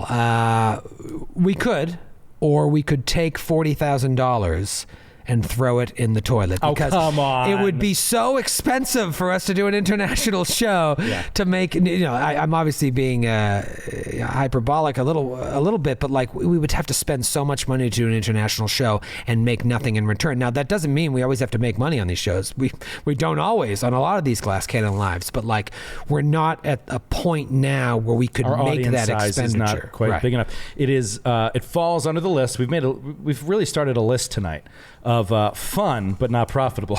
Right. And it falls under that list, unfortunately. It would be amazing. I want to go to London more than anything and do a live show.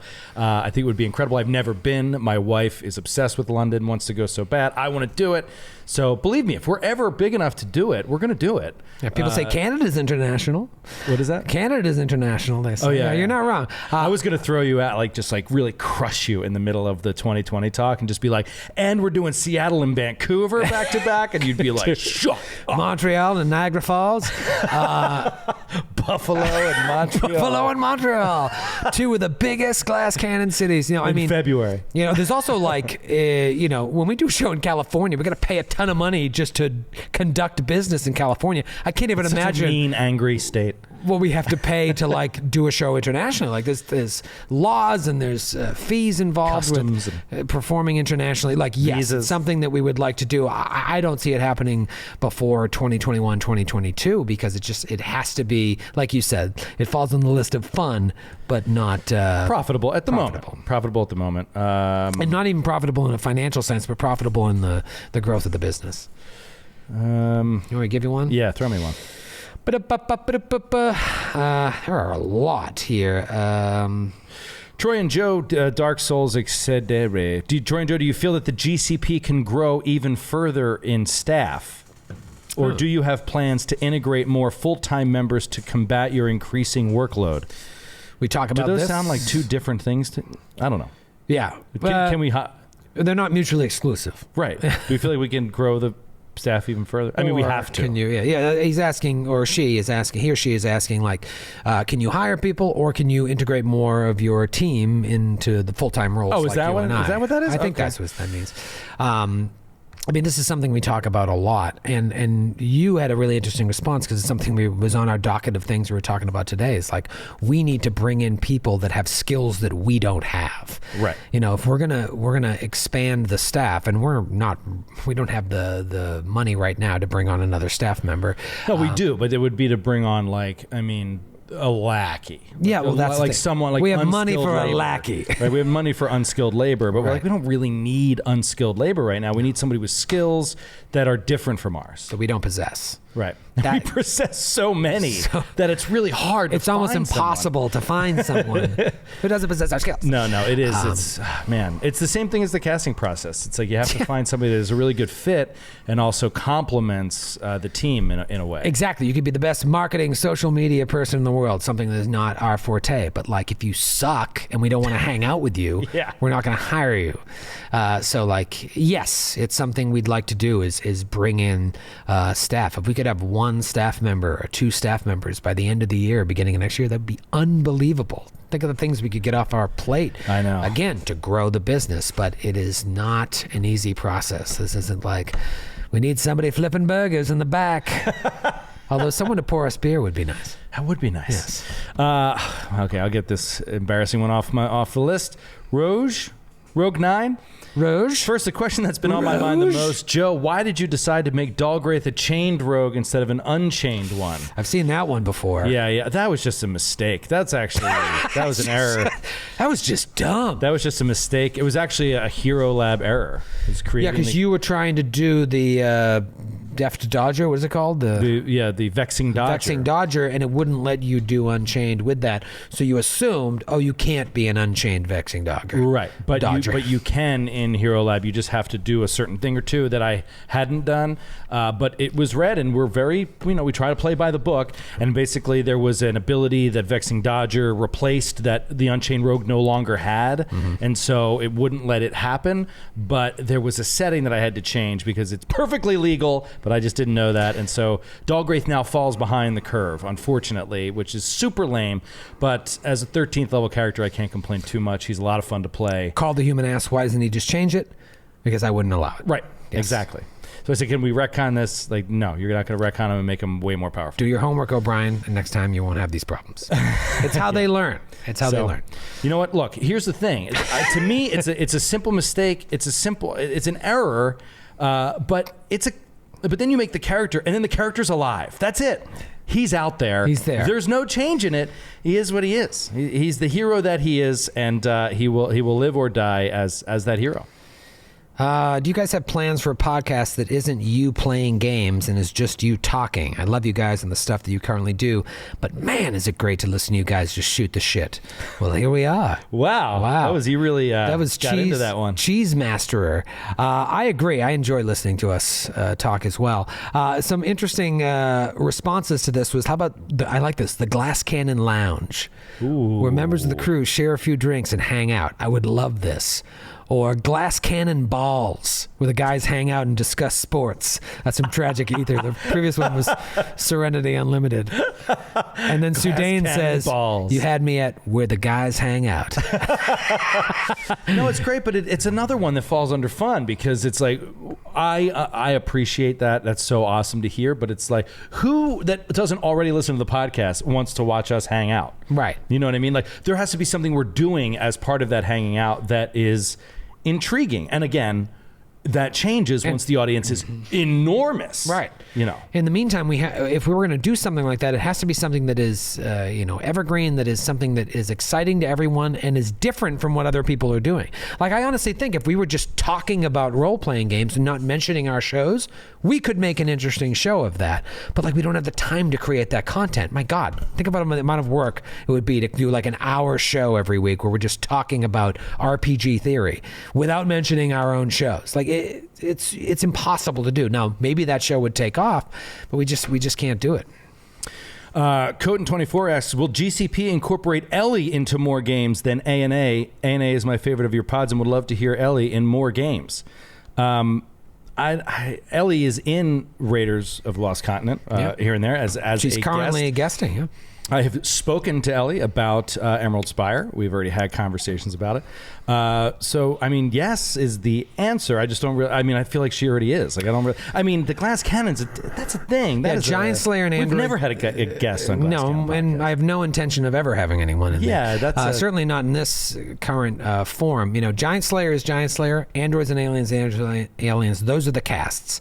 Obviously Raiders and Emerald Spire is built in a way to have rotating cast it's more flexible. And that's the network. That's the current network of shows. I think that we've got it pretty covered. But yes. I hear you and I appreciate it. More Ellie you can't go wrong with more Ellie.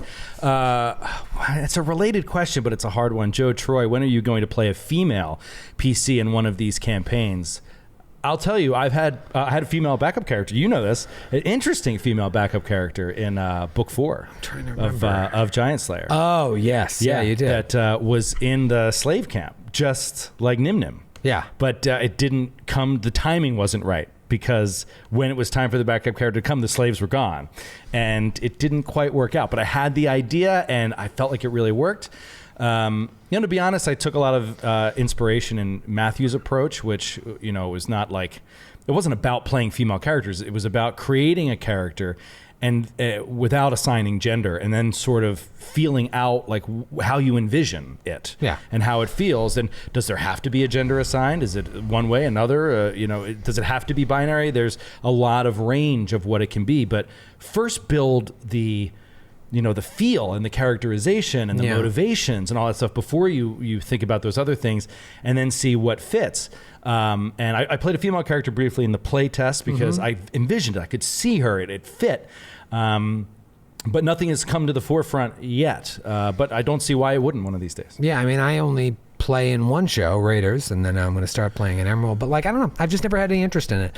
I play so seldomly. Like the concepts that I have in my mind of all the characters I want to play just tend to all be male. Doesn't mean I'll never play one, but it's not like, oh, I should play a female character to try that out. And I just want to play what I feel like playing in that moment. What else we got here? Oh, here's a good one from B3 Nihana. Can't anyone just be like, Tom, I know you guys love what you do and it really sounds like the dream job, but do you ever experience / worry about the amount of time you spend playing ruining your enjoyment? For me, making a passion a full-time job really took the fun away, and it's been much more enjoyable as a hobby. As an avid listener, I really hope it never happens. Super happy to have the FOD back on the airwaves. And then the follow-up question was, seeing as your podcasts are important to a number of people, what podcast do you guys listen to? Let's go back to the first question here. Oh my God, there's a lot in there. That's a deep one. That's a deep one. Yes. Yeah, we worry about that a lot, I think. Sometimes it's a fight for it to be fun. If we're overworked and we're recording too many episodes in 1 week, and the GM isn't setting the tone because they're stressed out about the amount of preparation or whatnot. Like, there's a lot of mitigating factors that can sometimes make recording this a chore. And so it's a constant battle for us sometimes to just remember that there's two how do I want to word this? Is like, if we can have fun, that's all that matters. Because if we can find a way to dig deep and have fun, that translates to the listener and they'll enjoy it as well. Even if it's like high tragedy and like awful things are happening. But if we are enjoying the experience and having fun with it, feeling strong emotions, it's going to translate. But sometimes it gets difficult. Yes, I'm going to take a different tack here. I believe that two things. One, just piggybacking off of what you just said about having fun. I think a lot of the not fun for me comes when I put pressure on myself based on the listeners. And that is something that I have to frequently remind myself of, is like, if I'm having fun, that's all that matters. It doesn't matter what anybody else thinks. Not at all. What matters is if we're having a good time. And that is not, that is like objectively a good business decision, because so far, when that has been the case, those episodes have been very well received. When we've been on the fence. We finished an episode and said, was that good? Was that bad? Did it have all it needed? Did it have a little bit of everything? Was it where we wanted it to be? Was it at the level it should be? Well, you know what? Did we just have fun? And when we answer yes to that, usually it's well received, even if it was a little off the wall, or it didn't accomplish much, or things didn't go well for the PCs, or whatever it was. Yeah. So I do think that that's an important thing for me to remember. Outside of that one thing, I pretty much always have fun when we're playing. I never get too stressed out about it. And to go really far in the other direction, I think that I would have a hard time playing now without recording, because it's so much more intense and immersive with the volume and the headphones and the microphones and the Sirenscape and everybody being on and like everybody being laser focused on the game.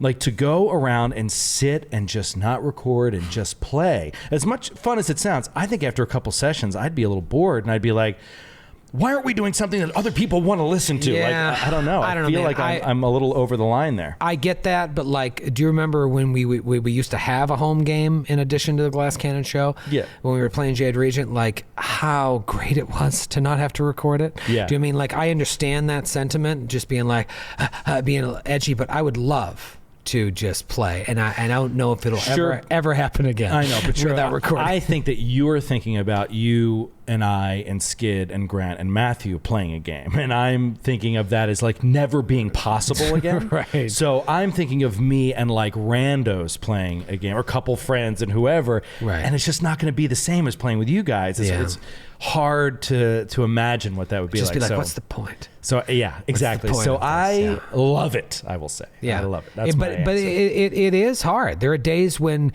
you just don't feel like doing it. Like, and that is that's tough because now we are committed to doing it, and I want every episode to be the best episode we ever did. So it's like any performer. You just have to find a way to, when you walk in the door, if you're having a bad day or you're feeling off or you just don't want to fucking do it, you got to leave it at the door and be a performer. And I feel like we've got to a point where everyone's on the same page with that and working to lift each other up.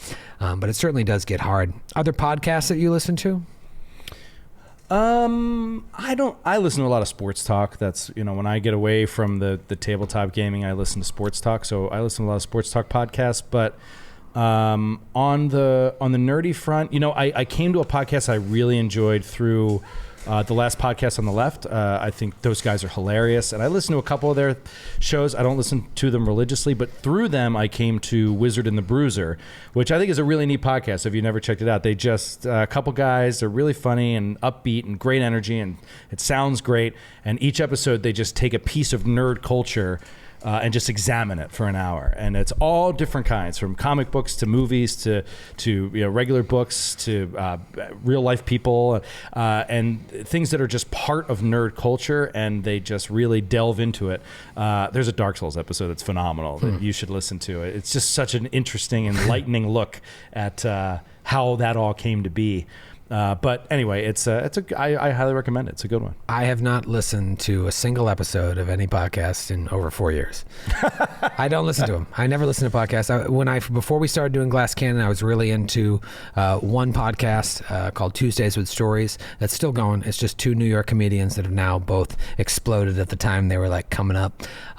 That's when I got the idea, like, oh, man, are our podcasts back? Can we do one? I want to do one. And then once we started doing one, I only listen now to episodes that I edit. That's the closest I come to listening to a podcast, but sorry, I don't listen to them. Gravy Train asks, there have been a lot of great PCs throughout the podcasts, but do you ever have trouble connecting with a new character after a loss? Well, I think we're running through that right now on Androids and Aliens. Yeah. It's really interesting. We've never really quite dealt with this, even in our home games. Yeah. And I like it. It's very divisive. I've seen comments go either way. I've seen at the table it go either way. But at least it's spicy. It's interesting. Like, obviously, you as players can be like, no, I don't want you. You know what I mean?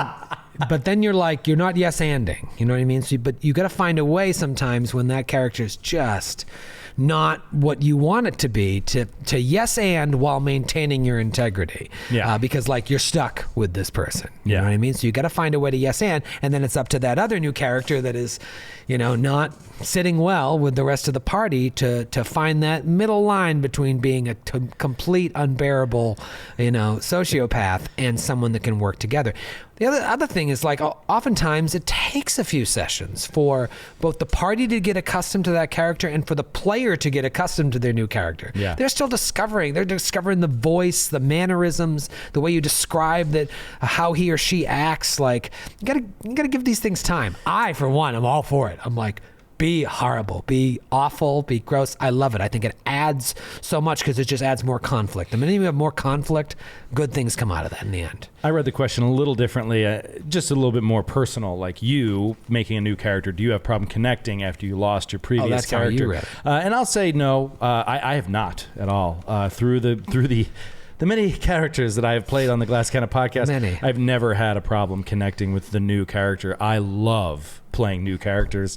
I think it's really fun, and I've always just been engaged with the new concept, and it's always enlivened the game for me in a way.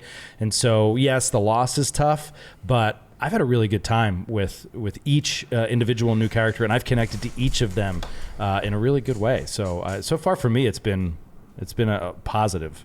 Yeah. I answered a different question, but I think it was still important. Yeah, no, and he could have meant that. Like I said, I read it a different way. I only listened to the second half of what you were saying. Did you pick another one? No. I'm just hanging out on the subreddit here. Can Joe read his happy hour posts and post them to the Patreon feed? You know, I thought about something like that, like just want to hear your voice. Be easier and faster, right? Because the proofreading part is a pain in the ass, and I'm not a terribly good writer, so it's great to be able to just talk. I don't know. I'll consider it. That's a good point. Let me ask you this from Rocket_Fodder: what would be your dream AP to play in or run for Pathfinder? Of all the ones that are already out. Of all the ones that are already out there. You're great. Like a Skull and Shackles? You know, I don't know anything about the new ones, about like Return of the Rune Lords. I probably want to play in Rise of the Rune Lords. Yeah, me with too. Skid running it. That's my dream AP. Yeah. Is to play in Rise of the Rune Lords and have Skid run it. Because he's Yeah. already run 5, almost 6 books of it. I think he could do it in his sleep and bring so much more to it the second time around. NPCs to life in such a unique way. And we have not had the story spoiled for us, you know, like little bits and pieces. We played the adventure card game, and so we know some of the names of the bosses, but I forgot more than I remember. Oh, yeah. And I think we only got through maybe 2 books, almost 3 books. $100,000 goal? We can't keep playing more shows. Dude, $100,000 goal. It doesn't matter how much money. We don't have the physical time. We'll do a live FOD, and you get... I know it's a simple thing to say, but like everybody out there starts with Rise of the Rune Lords. We did not. No. And I would love to run Curse. I would love to finish running Curse. Yeah. God, that was great. That was great. That's a great game. Yep. Let's wrap it up. It's getting late. It's been running long. That's Unless it, you have man? a great question on deck. Yeah. I don't know. I don't even know how we end this. I mean, there's millions of questions. Skid Murdertron 3000. Skid is here. He says, "I will do it if you give me $100K." Skid, start your own Patreon that only has $100,000 goal, and it is to run Troy and Joe through Rise of the Rune Lords and record it. Oh, that's classic. God, we look like clammy, sweaty messes on here. I guess we should wrap it up. We should probably wrap it up. Fuck, man, this is it. The last ever Cannon Fodder. No, don't say that. You're This such a is dick. it. This and Androids and Aliens is done. Stop We're it. replacing both of them with Rise of the Rune Lords, jammed by Skid. What's a parting thought here? I mean, we touched on a lot. We touched on Emerald Spire. We touched on the future of the Glass Cannon, upcoming merch, our live shows. Talking about the current shows, your Giant Slayer, your Androids and Aliens, the future of Androids and Aliens, the importance of branching out to Twitch while maintaining our roots in podcasting. And the importance in all of these things to expand the personalities, add to who is part of our network, and get new faces in here. And I don't know. All of that is really important. Growth. The theme is growth. The theme is growth. And I think that, a really good thank you, Reverend Mother, for the bits. Thank you, Steve Geddes. God, look at these Unbelievable. bits. This is out of control. Steve Geddes, unbelievable. Your support, as guys are always, so is generous. so incredibly appreciated. Andy is bad at games. Thank you so much. Andy is bad at games.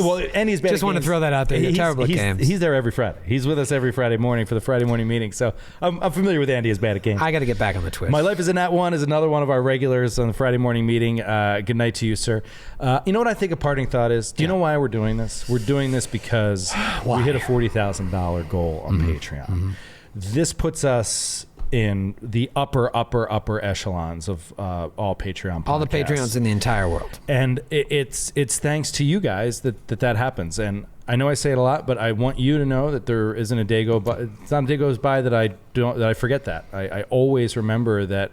It was funny when I first left serving at a restaurant. I served at a couple restaurants, and it's a rough job. For a while, it's really fun because you have cash all the time, and you go out partying late, and you get to sleep all day, and it's fun for a while. But then once you start really looking at it as a business proposition, if you're not in like fine dining, you're basically like, I am working on the generosity of other people, because you only make money by your tips. That's the only way you make any money.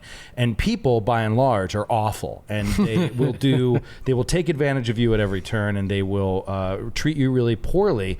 And then you get to a point where you get really bitter, and even like reasonable tips, you're like, you couldn't give me extra, and it just doesn't make a lot of sense. So I said, this as a career path doesn't make any sense to me. And I know I'm having a lot of fun, but I need to do something that has some sort of future in it. It's amazing to me that in a way I've come full circle. And I'm back to relying on the kindness of strangers to pay my salary at a time when I have a wife and I have 2 small children, one of which his birthday is 2 days from now. Joe's going to be 1. Little Joe. Joe's going to be 1 in 2 days. And it's utterly incredible that is what is happening right now. It's by the kindness of strangers that we are where we are, and that we have this as a career, and we get to do this thing that we love for a living. And they're just giving it to us. Can you imagine we started this and we both lived in Astoria. You obviously have moved. Neither of us had kids. We were married, right? I was not married. I got married like 6. You weren't married either. Yeah, we were swinging single. No, we were both swinging engaged. Singles out every night with a different woman. No, we were both engaged. I got engaged. married. We started the podcast in June. I got married in October. You got married in December. Really? Yeah. Did you get married in 2016 or 2015? 2015. Yeah. So October and December. Wow. And now you have 2 kids. I have 1 kid who turns 1 at the end of next month. We have this amazing space here. This is our full-time job. We don't have to worry about working a job that you just got overwhelmed with and you just couldn't do anymore, or me working 50 different jobs. And it's all thanks to, yes, generosity, but like the fact that there are people out there that appreciate what we do and want to be a part of something bigger. Yeah. And the thing is, I want them all to be a part of it too. Yeah. I mean, when this is what you get from the live shows, is the connection, the meeting of these people. I'm like, I want these people with us. They're amazing people. By and large, and it really harkens back to that PaizoCon and the Games Library. Harken back to my first experience at PAX East with the Games Library, and really part of my first experience at PAX East was how many nerds out there were just regular and cool and social, and were happy to hang out, and were so kind and generous and open and honest, and it was just a great experience. And we seem to have attracted the cream of the crop for Glass Cannon Nation. And I think that there's a lot more out there, and that's what we're trying to do. As you know, that's what we're always trying to do. Hey, we got a bit request for just 1 roll from Old Neon. I was doing it, but I'll give you the straight dope. Always a 2 when I roll it in this thing. Let's do it in a proper roll in this bowl. This is the old killer. This bowl was a killer. This thing, there we go. Natty 16. That'll do. There you go. That'll go. All right, guys. Thank you so much once again. It is a privilege to be able to do this with you. Thank you for those of you that hung out on Twitch. For those of you at home listening, thanks for tuning in to Cannon Fodder 93. Hopefully, we'll see you one of these days again soon. But as you know from tonight, we have a lot going on and a lot coming up. A lot to be excited about. We'll be back. We'll be back. I'll be back. Now watch him fumble around and try to go to the final. Give me 15 minutes. Watch this nonsense. That didn't work. Yeah, it's terrible. Hotkey doesn't work. Right now, we just take my mouse. Hold on, I can.